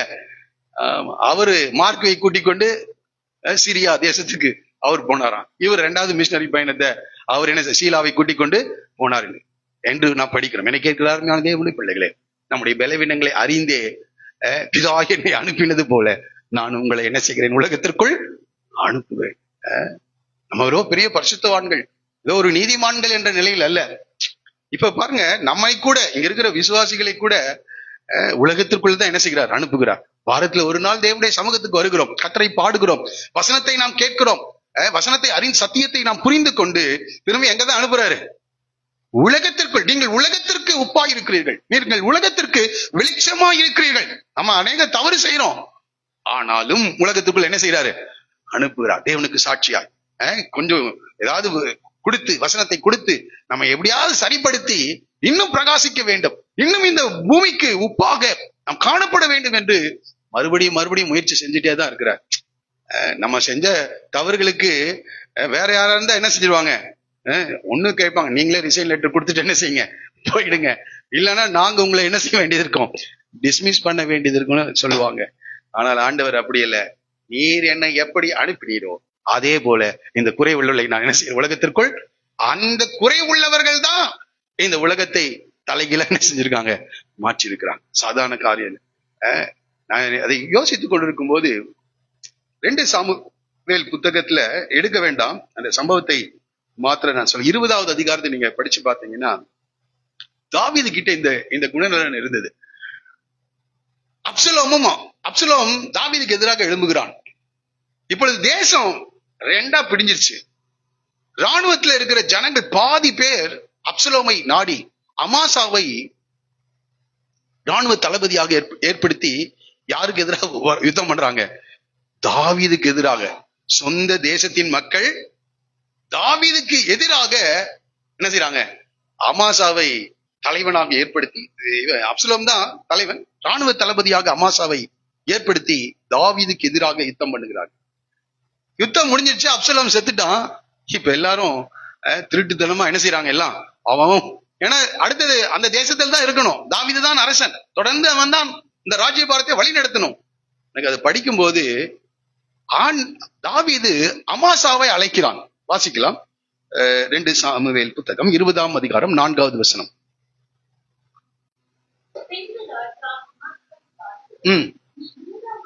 பாருங்க, 3 நாளைக்குள்ள எண்ணத்தில் வரவழைத்து நீயும் கூட வந்து பொறுப்பை, அங்க கீழே படிச்சீங்கன்னா யோவாவுக்கு பதிலாக பொறுப்பை யார்கிட்ட கொடுக்கிறா, அமாசா. அவன் வரல, அது வேற பிரச்சனை.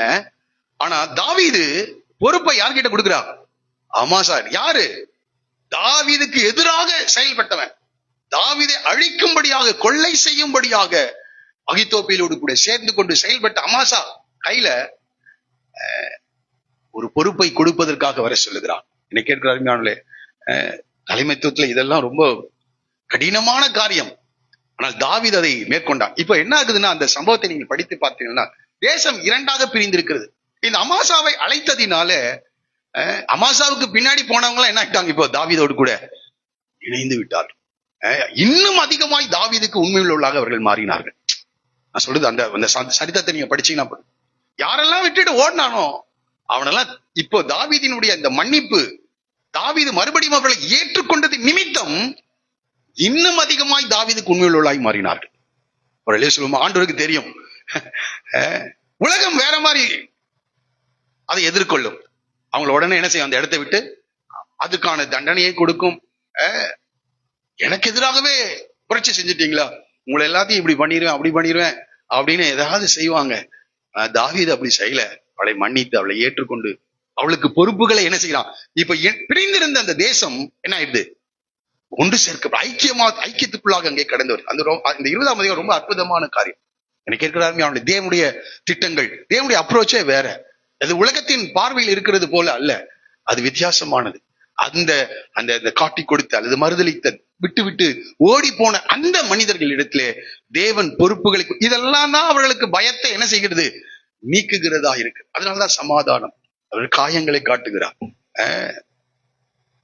இவ்வளவு பாருங்க, அவரே வந்து நின்று என்று படிக்கிறோம். இரண்டாவதாக அவருடைய காயங்களை என்ன செய்கிறார், காட்டுகிறார். மூன்றாவதாக அவர்களை அந்த பணிக்கு தொடர்ந்து அந்த ஊழியத்துல நிலைநிறுத்த அவளை அனுப்புகிறார். அது மாத்திரமல்ல, 22வது வசனத்திலே படிக்கிறோம், அவர்கள் மேல் ஊதி பரிசுத்த ஆவியை பெற்றுக்கொள்ளுங்கள். இது ரொம்ப அற்புதமான காரியம். அவர்கள் மேல் என்ன செய்தாராம், ஊதி பரிசுத்த ஆவியை.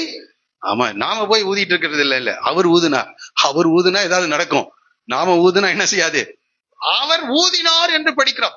எப்ப முதல் ஊதினார்னா, இயேசு தேவன் என்ன செய்தார், மனிதனை உண்டாக்கும் போது மண்ணினாலே ஒரு மனுஷனை என்ன செஞ்சாராம், உண்டாக்கி அவன் நாசியிலே ஜீவ சுவாசத்தை ஊதினான். உடனடியாக அந்த மண்ணு பொம்மை என்ன ஆயிடுச்சான், ஜீவ ஆத்மாவானது என்று சொல்லப்படுகிறது. முதல் அங்கதான் ஊதுகிறார். ஆனா மனிதன் பாவம் செஞ்சுட்டான், அந்த ஜீவனை, ஆத்மா இருக்குது, ஆனா அந்த ஆத்மா எப்படி இருக்குது, ஜீவன். இதுவும் இவங்களும் அதே போலதான்.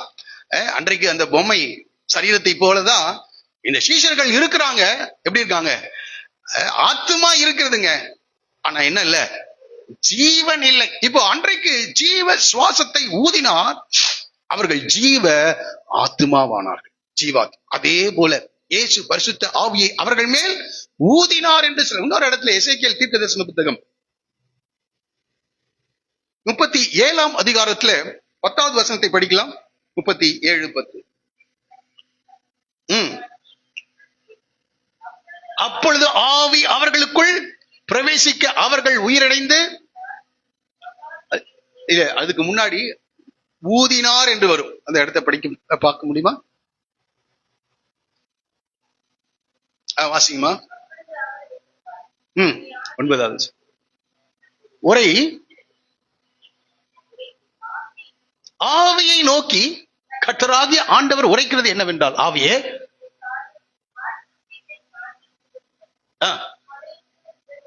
உயிரடையும்படி இவர்கள் மேல் ஊது என்கிறார் என்று சொல். அடுத்த வசனம் வாசிங்க. நான் தீர்க்க தரிசனம், எசேக்கியேல் தீர்க்க தரிசனம் தான் உரைக்கிறார். அங்க நடந்த சம்பவம் தெரியும் நினைக்கிறேன். எலும்புகள் நிறைந்த ஒரு பள்ளத்தாக்கு, அதுவும் உலர்ந்து போயிருக்கிற எலும்புகள், மாம்சம் எல்லாம் போயிடுச்சு, எல்லாம் அரிச்சிருச்சு. இப்போ எலும்புகள் தான் இருக்குது, அந்த எலும்புகளும் உலர்ந்து போயிருக்கிறது. இப்போ இந்த உலர்ந்து போன இந்த எலும்புகள் உயிரடையுமா என்று ஆண்டவர் எசேக்கியேலை பார்த்து கேட்கிறார். இவனுக்கு நம்பிக்கை இல்ல, ஆண்டவர் பார்த்து சொல்றான், அது உமக்கே தெரியும். இப்போ தீர்க்க தரிசனம் உரை என்று சொல்கிறார். இப்போ தீர்க்க தரிசனம் கர்த்தருடைய வார்த்தை சொல்லிக்கொண்டே இருக்கும் போது அந்த எலும்புகள் எல்லாம் ஒன்றோடு ஒன்று இணைக்கப்படுகிறது. அந்த எலும்புகளின் மேல் சதை வருகிறது, அந்த சதையின் மேல் நரம்புகள் உண்டாகிறது. இப்போ உயிரற்ற சரீரமாய் அது இருக்கிறது. இப்போ ஆண்டவர் சொல்றாரு, ஆவியை பார்த்து அந்த சரீரத்தின் மேல் ஊதி என்று சொன்னார். இப்ப பாருங்க, அவர்கள் அந்த ஊதின போது எனக்கு கற்பிக்கப்பட்டபடி நான் தீர்க்க தரிசனம் உரைத்தேன். அப்பொழுது ஆவி அவர்களுக்குள் பிரவேசிக்க அவர்கள் உயிரடைந்து காலூன்றி, எல்லாரும் சேர்ந்து சொல்லுவோம் கடைசி வார்த்தை, மகா பெரிய சேனையாய் நின்றார்கள். மகா பெரிய சேனையாய் நின்றார்கள். இப்ப ஆண்டவர் ஊதுறார் 2வது தடவை. எனக்கு இருக்கிற அருமையானே, அப்போஸ்தலர் புத்தகம் 1ஆம் அதிகாரம் 4வது வசனத்துல, யோவான் உங்களுக்கு ஜலத்தினாலே ஞானஸ்நானம் கொடுத்தான், நீங்கள் சில நாளைக்குள்ளாக பரிசுத்த ஆவியினால் என்ன செய்வீங்க, ஞானஸ்நானம் பெறுவீர்கள் என்று சொன்னார். அதே போல 2வது அதிகாரத்திலே, அப்போஸ்தலர் புத்தகம் 2வது அதிகாரத்திலே, பரிசுத்த ஆவியினால் அவர்களை நிரப்பினார், அவர்கள் மகா பெரிய சேனையாய் நின்றார்கள். எப்படி ஆதாம் ஜீவ ஆத்மாவாய் மாறினானோ அதே போல அந்த ஜீவனை இழந்த அந்த நிலையில, அதனால்தான் பயப்படுறான் இவங்க, பயப்படுறாங்க. ஆனால் பரிசுத்த ஆவியின் அபிஷேகத்தின் நிறைவை அவர்கள் பெற்றுக்கொண்ட பிறகு, நீங்கள் சிலுவையில் அறிந்த அந்த இயேசுவை, நசரேயனாகிய இயேசுவை தேவன் என்ன செய்தார், உயிரோடு கூட எழுப்பினார். இதற்கு நாங்கள் சாட்சிகளாய். கைது பண்றாங்க, அவங்க என்ன செய்யறாங்க, சிறைச்சாலைக்கு போறாங்க. இந்த இயேசுவை குறித்து அறிவிக்க கூடாது என்று சொல்லுகிறார்கள். ஆனால் அந்த பலனினால் அவர்கள் என்ன செய்யறாங்க? தொடர்ந்து அவர்கள் செயல்படுகிறார்கள், பயப்படவில்லை. அதனால்தான் ஆண்டவர் இந்த செயல்களின் மூலமாக ஃபர்ஸ்ட் சொல்லி அனுப்புறாரு, அவங்களுக்கு பயம் போகல, அங்கே அவரே வந்து என்ன செய்கிறார்? நின்று. அடுத்தது தம்முடைய காயங்களை என்ன செய்கிறார்? காட்டுகிறார். உன்னுடைய பாவங்களுக்காக இந்த தண்டனையை நான் ஏற்றுக்கொண்டேன் என்று சொல்லுகிறார். உனக்கு சமாதானம் உண்டாகும்படி என்று சொல்லுகிறார். தேவனோடும் மனிதனையும் இணைக்கும்படியாக, ஐக்கியப்படுத்தும்படியாக கர்த்தர் இந்த சமாதானத்தை அவர்களுக்கு காண்பிக்கின்றார். மூன்றாவது, அவர்கள் மேல் என்ன செய்தாராம்? ஊதினார் என்று சொல்லப்பட்டிருக்கிறது. மூன்றாவது ஊதினார் இல்ல, நீங்களும் சேர்ந்து தலையாட்டுறீங்க. அவர்களை தொடர்ந்து ஊழியத்திலே என்ன செய்கிறார்? அனுப்புகின்றார். அவர் ஊழியத்திலே அனுப்புகின்றார். காட்டி கொடுத்தவர்களை, மறுதளித்தவர்களை அவர் அனுப்புகிறார். நான்காவது, பரிசுத்த ஆவி அவர்கள் மேல் என்ன செய்தார்? ஊதினார் என்று படிக்கிறோம். அடுத்த குறிப்பு. ஆகவே பயத்திலிருந்து தைரியத்திற்கு நேராக அந்த உயிர்த்தெழுதலின் வல்லமை நம்மை நடத்துகிறதா இருக்கிறது. அடுத்ததாக மூன்றாவது குறிப்பாக, அவிசுவாசத்திலிருந்து விசுவாசத்திற்கு. மூன்றாவது குறிப்பு என்னங்க? அவிசுவாசத்திலிருந்து விசுவாசம். 26வது வசனத்தை வாசிக்கலாம்.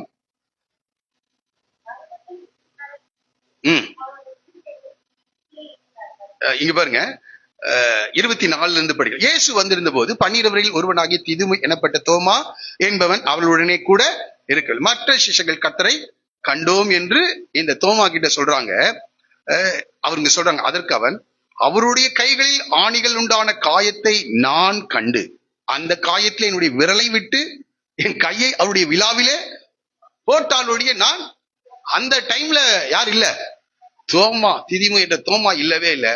அவன் வந்த பிறகு இயேசுவை நாங்கள் கண்டோம். அந்த பெண்கள் கண்டாங்க, வந்து சொன்னாங்க. சீஷர்கள் என்ன செய்யல? நம்பல.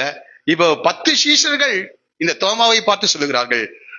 அவன் சொல்றான், நான் அந்த காயத்தில் என் விரலை விட்டு என் கையை அவருடைய விழாவிலே போட்டாருடைய விசுவாசிக்க மாட்டேன் என்றான்.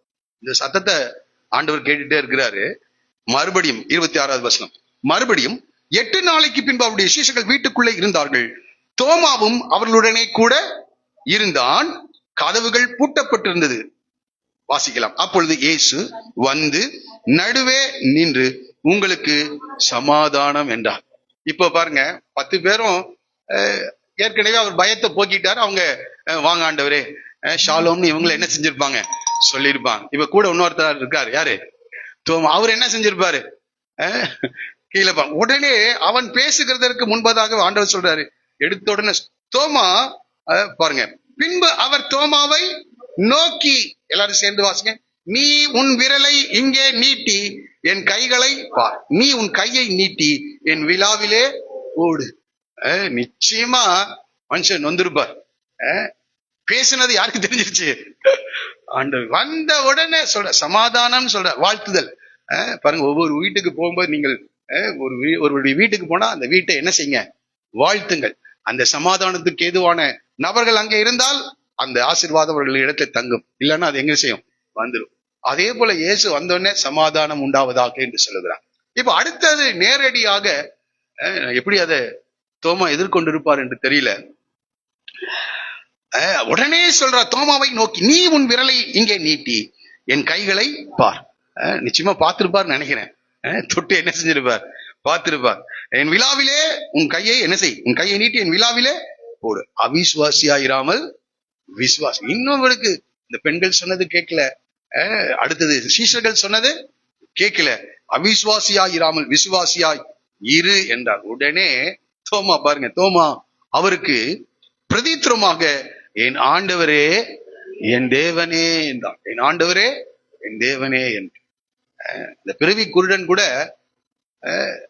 அவர் அவர் அவர் பிறவி குருடைய கண்களை ஒருவன் திறந்திருக்கிற அந்த இடத்த வாசிக்கலாமா? யோவான் எழுதின 9வது அதிகாரத்துல அவன் சொல்றான், அவர் எங்கே இருந்து வந்தவர் என்பதை நீங்கள் அறியலையா அப்படின்னு சொல்லுவான். பாருங்க, 32வது வசனம். பிறவிக்குருடைய கண்களை ஒருவன் திறந்தான் என்று உலகம் உண்டானது முதற் கேள்விப்பட்டதில்லையே. அவர் தேவனிடத்திலிருந்து வராதிருந்தால் ஒன்றும். ஆமா, அவன் கண்ணை திறந்த உடனே அவன் சொல்றான் அவர் தேவனிடத்திலிருந்து வந்தவர் என்பதை அவன் அறிக்கை செய்கிறான். ஆனா கூட இருந்த இவர்கள் என்ன செய்யறாங்க? எத்தனையோ அற்புதங்களை பார்த்தார். யோவான் சொல்றார் 21வது அதிகாரத்துல, அவர் செய்த அற்புதங்களை எல்லாம் எழுதுனா உலகம் கொள்ள கொஞ்சம் தான் எழுதி இருக்கப்பான். அவ்வளோ அற்புதம் கூட இருந்து என்ன செஞ்சவங்க பார்த்தவங்க. இயேசு 5 அப்பத்தை 2 மீனை வைத்து 5000 புருஷர்களுக்கு பங்கிட்டு கொடுத்தவர். அந்த அற்புதத்தை அவங்க அனுபவித்தவர்கள், பல அற்புதங்களை அனுபவித்தவர்கள். ஆனா இப்ப எப்படி இருக்காங்க? அவிசுவாசம் உள்ளவர்களா இருக்கிறாங்க. சில நேரங்கள்ல நாம சொல்வோம், அநேக சொல்றத நான் கேட்டிருக்கேன், இந்த அற்புதம் மாத்திரம் நடந்தா இயேசுவை நாங்க என்ன செய்யறோம்? விசுவாசிக்கிறோம். இயேசு நம்மளும் சொல்றோம், ஆண்டவர் இந்த அற்புதத்தை செய்யுங்க. அப்போ அவங்க என்ன செய்வாங்க? அது வேதத்தின் அடிப்படையில தேவன் இறங்கி மனதுருகி அவர்களுக்கு என்ன செய்கிறார்? அற்புதங்களை செய்கிறார். மனதுருகி அவர்களுக்கு அற்புதம் செய்கிறார். நான் இல்லைன்னு சொல்லல. ஆனா அற்புதம் செய்ததினாலே மனிதர்கள் தேவனை விசுவாசிக்கிறாங்கன்னு சொல்ல முடியாது. ஏன்னா மத்தேயு சுவிசேஷம் 28ல இயேசு உயிர்த்தெழுந்த அந்த காட்சியை தேவதூதன், அங்கே பூமி எதிர்ச்சி உண்டாகிறது, அங்கே தேவதூதன் வந்து கல்லை புரட்டி அந்த புரட்டப்பட்ட கல்லின் மேல் உட்காருகிறான். இது அத்தனையும் காவல்காரர்கள் என்ன செய்யறாங்க? பார்த்துட்டே இருக்காங்க. அவங்க போய் இதில் நடந்த சம்பவங்களை பிரதான ஆசாரியத்துக்கு சொல்றாங்க. ஆனா அவங்க ஒரு கதையை சொல்லி கொடுக்குறாங்க, காசை கொடுத்து, இந்த கதையை என்ன செய்யுங்க, நாங்கள் தூங்கி கொண்டிருக்கும் போது அவருடைய சீஷர்கள் வந்து களவாய் அவருடைய சரீரத்தை எடுத்துக்கொண்டு. அப்ப அவங்க நம்பினாங்களா? இயேசு அந்த அந்த காட்சியை அவர்கள் பார்க்கிறாங்க, இந்த தேவதூதனை பார்க்கிறார்கள், இந்த புரட்டப்பட்ட கல்லை பார்க்கிறார்கள், பூமி அதிர்ச்சியை அவர்கள் அனுபவிக்கிறார்கள். இவ்வேற்பட்ட அனுபவத்தை பெற்றும் அவங்க என்ன செய்யல? விசுவாசிக்கவில்லை என்று நாம் படிக்கிறோம். அதுக்கு அநேக வார்த்தைகளை நம்ம சொல்ல முடியும். அநேக அற்புதங்களை பார்த்தவர்கள் இயேசுவை என்ன செய்யல? விசுவாசிக்கவில்லை. அநேக அற்புதங்களை, சில வசனங்களை நான் உங்களுக்கு காண்பிக்கும்படி விரும்புகிறேன். யோவான் சுவிசேஷம் 6வது அதிகாரத்துல 69வது வசனத்தை வாசிங்க.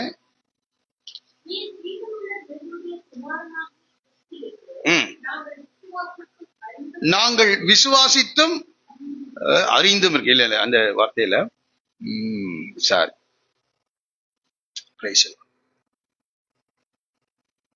இருக்கட்டும். அநேக அற்புதங்களை பார்த்தவர்கள் என்ன செஞ்சிட்டாங்க? விட்டுட்டு பாருங்க, 10 குஷ்டரோகிகள் சுகமானார்கள். ஆனா ஒருத்தன் தான் என்ன செஞ்சான்? திரும்பி வந்தான். மீதி 9 பேரு அவங்க வேற வேலையா போயிட்டாங்க. இப்படி அற்புதங்கள் அல்ல ஒரு மனிதனை ஆண்டவரிடத்திலே சேர்க்கிறது. அடுத்த குறிப்பை நான் அதை சொல்ல விரும்புகிறேன். ஆகவே இந்த இடத்துல அவர் சொல்லுகிற, கையை நீட்டி என் கைகளை பார், உன் கையை நீட்டி என் விழாவிலே போடு, அவிசுவாசியாயிராமல் விசுவாசியாய் என்று. அதற்கு தோமா சொல்லுகிறார், என் ஆண்டவரே என் தேவனே என்றான். அதற்கு இயேசு, தோமாவே, நீ என்னை கண்டதினாலே விசுவாசித்தாய், காணாதிருந்தும் விசுவாசிக்கிறவர்கள் பாக்கியவான். நாமெல்லாம் பார்க்கவே இல்லை, இயேசுவை என்ன செய்யல, ஒரு முறை கூட என்ன செய்யல, பார்க்கல. ஆனால் அவருடைய வார்த்தைகளை நாம் என்ன செய்கிறோம்? விசுவாசி. அதான் சொல்றார், காணாதிருந்தும் விசுவாசிக்கிறவன் பாக்கியவான்கள் என்றார். காணாதிருந்தும் விசுவாசிக்கிறவர்கள் பாக்கியவான்கள். அவருடைய வார்த்தையின் மேல் விசுவாசம். அடுத்த குறிப்பு, மரணத்திலிருந்து ஜீவனுக்கு நேராக கர்த்தர் நம்மை நடத்துகிறார். மரணத்திலிருந்து ஜீவனுக்கு நேராக. இயேசு வாசிக்கலாம் 31வது வசனம். இயேசு தேவனுடைய குமாரனாகிய கிறிஸ்து என்று நீங்கள் விசுவாசிக்கும்படியாகவும் விசுவாசித்து அவருடைய நாமத்தினாலே நித்திய ஜீவனை அடையும்படியாகவும் இவைகள் எழுதப்பட்டிருக்கிறது. ஆகவே இந்த வார்த்தையை யாரெல்லாம் விசுவாசிக்கிறார்களோ அவர்களுக்கு நித்திய ஜீவனை கொடுக்கிறார்கள். ஆனா அவங்க எப்படி இருக்காங்க? மரணத்தில் இருக்கிறார்கள். ஆனால் இந்த வேத சத்தியங்களை யார் ஒருவர் விசுவாசிக்கிறார்களோ அவர்களுக்கு கர்த்தர் நித்திய ஜீவனை கர்த்தர் கொடுக்கிறார். மரணத்திலிருந்து ஜீவன். ஃபர்ஸ்ட் நான் சொன்னேன், அழுகையிலிருந்து மகா சந்தோஷம். 2வது, பயத்திலிருந்து தைரியத்தை ஆண்டவர் கொடுக்கின்றவராயிருக்கிறார். 3வது, அவிசுவாசத்திலிருந்து விசுவாசத்தை கர்த்தர் கொடுக்கின்றார். 4வதாக, மரணத்திலிருந்து ஜீவனை. எதன் மூலமாக என்றால், இயேசு தேவனுடைய குமாரன் என்று, குமாரனாகிய கிறிஸ்து என்று நீங்கள் விசுவாசிக்கும்படியாகவும் விசுவாசித்து அவருடைய நாமத்தினாலே நித்திய ஜீவனை அடையும்படியாகவும் இவைகள் என்ன செய்யப்பட்டிருக்கிறது? இவைகள் எழுதப்பட்ட காரியங்களை யார் ஒருவன் விசுவாசிக்கிறானோ அவன் மரணத்திலிருந்து ஜீவனுக்கு கடந்து செல்கிறான். ஒருவேளை சொல்லுவோமா? இப்ப நாம என்ன நினைப்போம், இந்த சீஷர்களுக்கு அவ்வளவு அற்புதங்கள் பார்த்தாங்க, அவங்க விசுவாசிக்கல. நாம அன்றைக்கு இருந்தா நிச்சயமா என்ன செய்வோம், அதை விசுவாசிப்போம் என்று சொல்வோம். இப்ப ஆண்டவர் சொல்றாரு, இல்லப்பா, எழுதப்பட்ட இந்த காரியங்களை யார் ஒருவன் விசுவாசிக்கிறானோ அவன் மரணத்திலிருந்து நித்திய ஜீவனை பெற்றுக் கொள்வான். அதை விளக்குவதற்காக ஒரு வசனத்தை வாசிக்கலாம். யோவான் எழுதின சுவிசேஷம் 5வது அதிகாரம் 36வது வசனத்திலிருந்து வாசிக்கலாமா?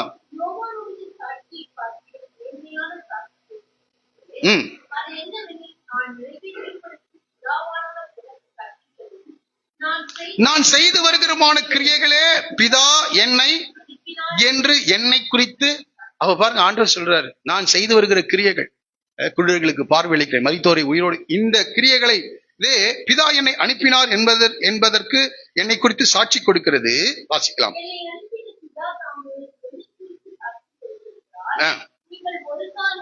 அவருடைய சத்தத்தை கேட்டதும் இல்லை, அவர் ரூபத்தை, அவர் அனுப்பினவரை நீங்கள் விசுவாசியாதபடியால் அவருடைய வசனம் உங்களில். அடுத்த வசனம் தான் ரொம்ப முக்கியம். வேத வாக்கியங்களை ஆராய்ந்து பாருங்கள், அவைகளால் உங்களுக்கு நித்திய ஜீவன் உண்டென்று எண்ணுகிறீர்களே, என்னை குறித்து சாட்சி கொடுக்கிறவைகளும் அவைகளே. இந்த வேத வசனத்தை யாரெல்லாம் ஆராய்ந்து பார்க்கிறார்களோ அவர்களுக்கு கர்த்தர் என்ன செய்கிறார், நித்திய ஜீவனை ஆண்டவர் கொடுக்கின்றவராயிருக்கிறார்.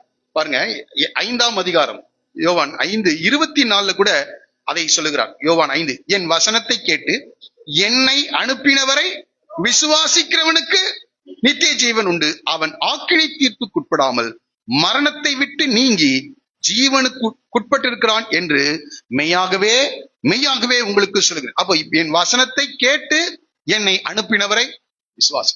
பெரிய அற்புதங்களை பார்த்து விசுவாசிக்கிறவர்கள் அல்ல. நன்றாய் புரிந்து கொள்ள இந்த வார்த்தையை. அற்புதம் நடக்கும் போது விசுவாசிப்பான். ஒரு பெரிய தரிசனத்தை நீங்கள் பார்க்கும் போது உங்களுடைய மனம் அதுல இதா இருக்கும், விசுவாசிப்பீர்கள். அற்புதம் நடக்கும்போது விசுவாசிப்பார்கள். சில இடங்கள்ல பாருங்க, பெரிய பிரம்மாண்டமான கூட்டங்கள், அங்க போகும்போது அவங்க எல்லாம் என்ன செய்வாங்க, இயேசு ஆண்டவர்னு என்ன செய்வாங்க, யார் யார் ஏற்றுக்கொள்வாங்க எல்லாரும் கை தூக்குவாங்க. ஆனா அதுக்கப்புறம் என்ன செய்ய, பின்வாங்கி போகிறார்கள். பெரிய கூட்டங்களை பார்த்து, பிரம்மாண்டங்களை பார்த்து, அற்புதங்களை பார்த்து, தரிசனங்களை பார்த்து விசுவாசிக்கிற கூட்டம் எல்லாம் அந்த சூழ்நிலை, அந்த அட்மாஸ்பியர்ல இருக்கிற வரைக்கும் தான் என்ன செய்வாங்க, விசுவாசிப்பான். அதுக்கப்புறம் அவன் பின்வாங்கி போய் விடுவான். ஆனால் இங்கே நாம் படிக்கிறோம், என் வசனத்தை கேட்டு என்னை அனுப்பினவரை விசுவாசிக்கிறவனுக்கு நித்திய ஜீவன். வசனம் தான் கடைசி வரைக்கும் நிற்கும். வானமும் பூமியும் மாறி போகும், என் வாயிலிருந்து புறப்பட்ட வார்த்தை என்ன செய்யாது, மாறாது. புதிய வானம் புதிய பூமி ஏற்படும். புதிய பைபிள் கொடுக்கப்பட போவதில்லை. புதிய வானம் புதிய பூமி ஏற்படும், இன்னொரு வேதம் கொடுக்கப்படுவதில்லை. இந்த வார்த்தை அதான் சொல்லப்பட்டது சங்கீதத்துல, மண்குகையில் 7 தரம் உருக்கி புடமிடப்பட்ட சுத்த வெள்ளிக்கொப்பான சொற்களாய் காணப்படுகிறதா. ஆகவே அந்த சொற்கள், அந்த வார்த்தைகள் அது அழிந்து போவதில்லை. எனக்கு இருக்கிற அருமையான தேவச்சர், வசனத்தை விசுவாசியுங்கள். அற்புதங்களை அல்ல, தீர்க்க தரிசனங்களும் குறைவுள்ளது. ஏற்றுக்கொள்றீங்களா? ஆமா, தீர்க்க தரிசனங்களும் அற்புதங்களும் எல்லாம் அப்படிதான். அந்த அட்மாஸ்பியர்ல, அந்த சூழ்நிலை இருக்கும்போது நாம் விசுவாசிப்போம். ஆனா அந்த சூழ்நிலை எப்போது இருக்குமா, எப்போது தரிசனம் பார்த்துட்டே இருக்குமா, இல்ல. ஆனா எப்போதும் வேத வசனம் இருக்கு. இந்த வேத வசனத்தை ஆராய்ந்து பாருங்கள், மரணத்தை விட்டு நீங்கி ஜீவனுக்கு உட்படுவோம். இங்கதான் அதான் சொல்லப்பட்டிருக்குது. பாருங்க, மரணத்தை விட்டு நீங்கி ஜீவனுக்கு உட்பட்டிருக்கிறான் என்று மெய்யாகவே மெய்யாகவே உங்களுக்கு. அதனாலதான் ஆண்டவர் வேதத்தை எழுதி கொடுத்துட்டார். இதை வாசி, இதை கற்றுக்கொள், இதை விசுவாசி, மரணத்தை விட்டு என்ன செய்யலாம், நீங்கி ஜீவனுக்கு உட்படலாம் என்று சொல்லுகிறார். இதை ஒவ்வொரு அற்புதத்தையும் படிங்க, அதை அப்படியே விசுவாசி. அந்த நாட்கள் இருந்து அந்த அற்புதத்தை பார்த்திருப்பேன், அதை தொட்டு பார்த்திருப்பேன், அப்படி சரீரத்தை. அதெல்லாம் வேண்டாம், அதை விட பெரிய ஒரு காரியம். இப்ப நமக்கு அவங்களுக்காவது அந்த நிலையில இருந்த அந்த சம்பவத்தை மாத்திரம்தான் பார்த்தாங்க. நமக்கு முழு வேதாகமத்தை கற்றுக் கொடுத்திருக்கிறார். சிருஷ்டிப்பின் நாட்களிலிருந்து இதுவரைக்கும் ஆண்டவர் வெளிப்படுத்தின எல்லா சத்தியங்களையும் எதுல எழுதி கொடுத்திருக்கிறார், வேதத்துல. அவங்க பாக்கியவான்களா, நம்ம பாக்கியவான்களா? நான் நினைக்கிறேன் பேதுருவை காட்டிலும், பவுலை காட்டிலும், இன்னும் மார்பிலே சாய்ந்து கொண்டிருந்த யோவானை பார்க்கிலும், ஆபிரகாமை பார்க்கிலும், நோவாவை பார்க்கிலும் நாம தான் விசேஷமானவர்கள். ஏன்னா முழு சத்தியமும் நமக்கு தான் தெரியும். பூர்வ காலத்திலே பங்கு பங்காகும், வகை வகையாகும், கொஞ்சம் கொஞ்சமா தான் அவர்களுக்கு தேவனை பற்றிய வெளிப்பாடு இருக்கிறது. இப்ப பூரணமான வெளிப்பாடாகி கடைசி காலங்களிலே தேவன் குமாரன் மூலமா இந்த சத்தியத்தை என்ன செய்திருக்கிறார் எத்தனை பேருக்கு இந்த நான் சொல்றது புரியுது? ஆபிரகாமுக்கு கொஞ்சம் தாங்க ஆண்டவரை பத்தி தெரியும். ஆமா, பேதுரு பவுலுக்கு கூட கொஞ்சம் தான் தெரியும். இப்ப முழுமையான சத்தியத்தை கர்த்தர் நம்முடைய கைகளில் என்ன செய்திருக்கிறார். இதை ஆராய்ந்து பாருங்கள். இதை வாரத்துக்கு ஒரு முறை படிக்கிறதுனால இல்ல, அதை என்ன செஞ்சுட்டே இருக்கணும், ஆராய்ந்து பார்த்துட்டே இருக்கணும்.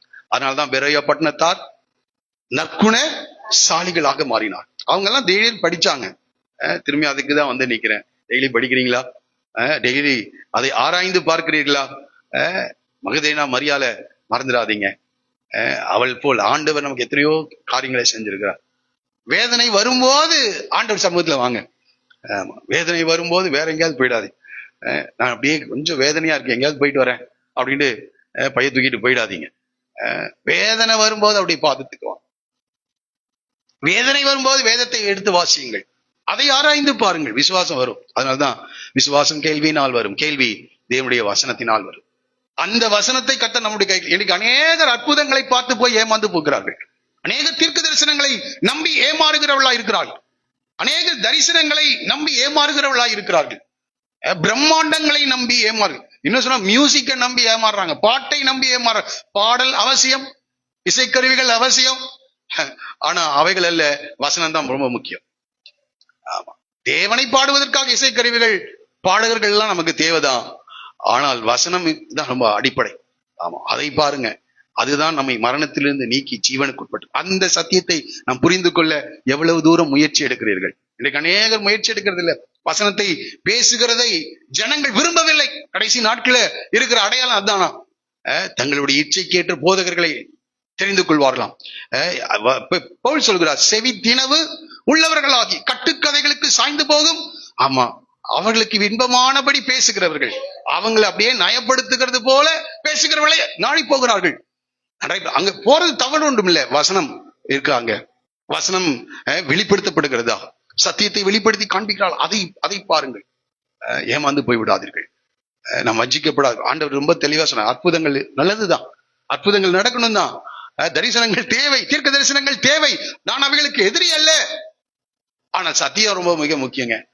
இதை வாசியுங்கள், இதை கற்றுக்கொள்ளுங்கள், இதை அனுபவமாக்குங்கள். மரணத்தை விட்டு நீங்கி என்ன செய்யலாம்? ஜீவனுக்கு, நித்திய ஜீவனை நாம் பெற்றுக்கொள்ளலாம். அற்புதங்கள் ஒழிந்து போகும், தீர்க்க தரிசனங்கள் ஒழிந்து போகும், தரிசனங்கள் ஒழிந்து போகும். எல்லாமே அந்த அந்த அட்மாஸ்பியர்ல. இப்ப கூட இந்த இடத்துல நம்ம இருக்கோம், இந்த அட்மாஸ்பியர்ல இருக்கோம், விசுவாசிப்போம். எல்லாம் விசுவாசிக்கிறவர்கள் அல்ல சொல்லணும்னா எல்லாரும் கை தூக்கி சொல்வீங்க. ஆனா ஒரு பரீட்சை வரும், ஒரு நெருக்கம் வரும். இப்ப அந்த சமயத்துல ஆண்டவரே கூட இருக்கீங்களா? அநேகர் பின்வாங்கி போகிறார்கள். யார் நிற்பார்கள் என்றால், வசனத்தை கற்றுக்கொண்டு இது சத்தியம், இது உண்மை என்று யார் அதை புரிந்து இருக்கிறார்களோ, அறிந்திருக்கிறார்களோ, அவர்கள் மாத்திரம்தான் அந்த பரீட்சையிலே வெற்றியை பெறுவார்கள். இன்றைக்கு அநேகர் விழுந்து போவதற்கு காரணம் வசனத்தை பற்றிய புரிதல் இல்லை, வசனத்தை அவர்கள் விசுவாசிக்கவில்லை. யாரோடு கூட சேர்ந்து இருக்கும் போது அந்த ஒரு சந்தோஷம் வரதான் செய்யும். அதுக்காக உணர்ச்சியற்றவர்களா இருக்கணும்னு நான் சொல்லல. நமக்கு எல்லாத்துக்கும் ஆண்டவர் உணர்வுகளை கொடுத்திருக்கிறார். அப்படிப்பட்ட கூட்டங்கள் தேவை இல்லை என்று நான் சொல்லவில்லை. நல்ல பாடகர்கள் தேவை, நல்ல இசைக்கருவிகள் தேவை, நல்ல ஆராதனைகள் தேவை. ஆனால் வசனம் ரொம்ப முக்கியம். வசனத்தோடு கூட அவைகள் இருந்தால் அது ரொம்ப அற்புதமா இருக்கும். ஆனா வசனம் இல்லாம அது மட்டும் இருந்ததுன்னா ஒரு பரீட்சையின் நாட்கள் வரும். நிச்சயமா விசுவாசத்தை புடமிடுகிற நேரங்கள் வரும். பேதுருக்கு வந்தது, சுலகினால் உன்னை புடைக்க சத்துரு உத்தரவு கேட்டுக்கொண்டான், ஆனாலும் உன் விசுவாசம் ஒழிந்து போகாதபடி உனக்காக வேண்டிக் கொண்டேன். ஆகவே வசனத்துக்கு முக்கியம் கொடுங்க. வசனத்தை கேட்க வீட்டிலேயே ஜெபம் பண்ணிட்டு வாங்க. என் காதுகளை திறந்தல்ல, காதுள்ளவன் ஆவியானவர் சொல்லுகிறதை காதுள்ளவன் எல்லாருக்கும் காது இருக்குன்னு தெரியுது, ஆனாலும் சொல்றாரு, ஆவியானவர் சொல்லுகிறதை காதுள்ளவன் கேட்க கடவன். காது கொஞ்சம் ரெடி பண்ணிட்டு வாங்க. தீவிரமாக வசனத்தை கேட்கிறவர்களா இருக்கணும். நாம தீவிரமாக வசனத்தின் மேல் வாஞ்சி உடையவர்களா இருக்கணும். சத்தியத்தை இன்னும் அறியணும். பவுல் சொல்றார், அவரை அறிகிற அறிவின் மேன்மைக்காக எல்லாவற்றையும் குப்பையாக என்ன செய்யறேன், எண்ணுகிறேன், நஷ்டம் என்று விடுகிறேன். எதுக்காக? நாம ஒரு 2 லட்சம் ரூபாய் கட்டி ஒரு காரியத்தை படிப்பதற்காக என்ன செய்யறோம்? அவரு ஆண்டவரை அறிகிற அறிவுக்காக எல்லாத்தையும் விட்டுட்டு வர்றாராம். கொஞ்சம் யோசிச்சு பாருங்க, நாம எவ்வளவு விட்டு இருக்கோம், எவ்வளவு மணி நேரங்களை நீங்கள் விட்டிருக்கிறீர்கள். நாம சொல்லுவோம் இந்த பைபிளை படிக்கிற நேரத்துக்கு வேற ஏதாவது என்ன செய்யலாம். நிறைய பேர் அப்படி போறாங்க. சில மணி நேரங்களை செலவு செய்ய முடியவில்லை. ஆமா, பவுல் அதான் தேவனை அறிந்தவர்கள். சமுத்திரத்துல கப்பலே உடைஞ்சிருச்சு, அவன் சொல்றான் எனக்கு சொல்லப்பட்டபடியே நடக்கும் என்பதை நான் நிச்சயித்திருக்கிறேன். தேவனை அறிகிற அறிவு இன்னைக்கு அநேகர் தேவனை அறிகிற அறிவுல இல்ல. ஆபிரகாம் சொல்ற சரீரம் செத்து போனாலும் சரி, இந்த பிள்ளையே செத்து போனாலும் மரித்தோரிலிருந்து உயிரோடு கூட எழுப்ப தேவன் வல்லவர். அறிகிற அறிவு. இப்ப நிறைய பேர் என்ன அவ்வளவுதான், பலிபீடத்துல வைக்க முடியாதுங்க, ஈசாக்கின் இடத்துல இருந்து உன் சந்ததி வரும்னு சொல்லியிருக்காரு, அதனால என்னால என்ன செய்ய முடியாது, இந்த சத்தம் வேற சத்தம், இது வைக்க மாட்டான். கேட்கிறாருமே அவளுடைய வசனத்துக்கு செவி கொடுங்கள், வசனத்தை அறிந்து கொள்ளுங்கள். ஆமா, வசனத்தை ஆராய்ந்து பாருங்கள். நமக்கு கிடைத்த மிகப்பெரிய பிதாவாகிய தேவன் தம்முடைய குமாரனை பரிசாக நமக்கு கொடுத்தார். இயேசு பரிசுத்த ஆவியையும் அவருடைய வார்த்தைகளையும் நமக்கு கொடுத்திருக்கார். இது ஒரு பெரிய விலை மதிக்க முடியாத ஒரு காரியம். அதான் சங்கீதத்தில் நான் படிக்கிறோம், தேனிலும் தேன் கூட்டிலிருந்து ஒழுகும். இத புரியலன்னு வைங்க, இது ரொம்ப கஷ்டமா தான் இருக்கும். ஏன்னா நானும் படிச்சிருக்கேன். இந்த வசனம் புரியல அப்படின்னா ரொம்ப கஷ்டமா தான். ஆனாலும் புரியலன்னாலும் படிங்க. ஆண்டவரே வேதத்தில் உள்ள மகத்துவங்களை பார்க்கும்படி என் கண்களை ஜெபம் பண்ணிட்டே இருங்க. அதற்கான சூழ்நிலைகளை கர்த்தர் உங்களுக்கு உருவாக்கி கொடுப்பார். நீங்கள் கற்றுக்கொள்ளும்படியான வாய்ப்புகளை கர்த்தர் என்ன செய்வார்? உருவாக்குவார். இன்னும் அதை அறியணும்னு சொல்லுங்க. அதுக்காக நேரங்களை நஷ்டமா நினைங்க, பரவாயில்ல, உட்கார்ந்து வேதத்தை படிங்க, அதை கற்றுக்கொள்ளணும், அதுக்காக முயற்சி எடுங்க. என்னென்ன செய்ய முடியுமோ அதெல்லாம் செய்யுங்க, கற்றுக்கொள்ளுங்கள். ஆண்டவரே என் கண்களை திறந்தல். இப்படிப்பட்ட சத்தியங்களை அறியாமல் எத்தனை பேர் விக்கிரங்களுக்காக தங்கள் மனதை செலுத்துகள் எத்தனை பேர் இருக்காங்க தெரியுமா? ஆமா, அதிகாலையில் எழுந்து அந்த விக்கிரத்துக்கு முன்னாடி போய் நிற்கிறான், அதிகாலையில் அச்சத்தண்ணியில குளிக்கிறான். ஆண்டவர் ஏதாவது சொன்னாரு அப்படி?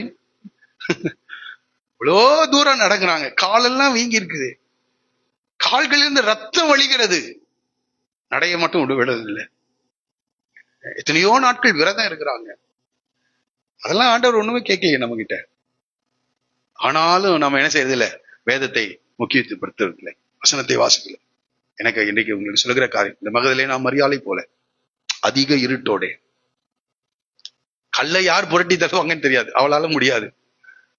ஆனாலும் என்ன செய்கிறாள், அவள் கடந்து வருகிறார். நம்மளா அநேக சாக்கு போக்கெல்லாம் சொல்லுவோம், நேற்றைக்கு ரொம்ப வேலை, அதனால இன்னைக்கு ரொம்ப தூங்கணும், ஒரே ஆண்டவரே நமக்கு நன்றாய் தெரியும் என்று சொல்லுகிறோம். பிரயாசங்களுக்கு மத்தியிலே, பாடுகளுக்கு மத்தியிலே யாரெல்லாம் உண்மையாய் தேடுகிறோமோ, நிச்சயமா சொல்றேன், அவளுடைய வேதனைகளை மாற்றி அதுக்கு சந்தோஷத்தை கர்த்தர் என்ன செய்கிறார்? கொடுக்கின்றார். அவருடைய பயங்களை மாற்றி ஒரு பெரிய தைரியத்தை நமக்கு கொடுக்கின்றார். அது மாத்திரமல்ல, அவருடைய அவிசுவாசத்தை நீக்கி அவளுக்கு விசுவாசத்தை கர்த்தர் கட்டளையிடுகிறார். அவருடைய மரணத்தை கர்த்தர் நீக்கி நித்திய ஜீவனின் ஆசீர்வாதங்களை கர்த்தர் கொடுப்பார் என்று சொல்லி என்னுடைய வார்த்தைகளை நான் நினைவு செய்கிறேன். தயவுசெய்து எல்லாரும் எழுந்து நிற்போம். Praise the Lord. Hallelujah.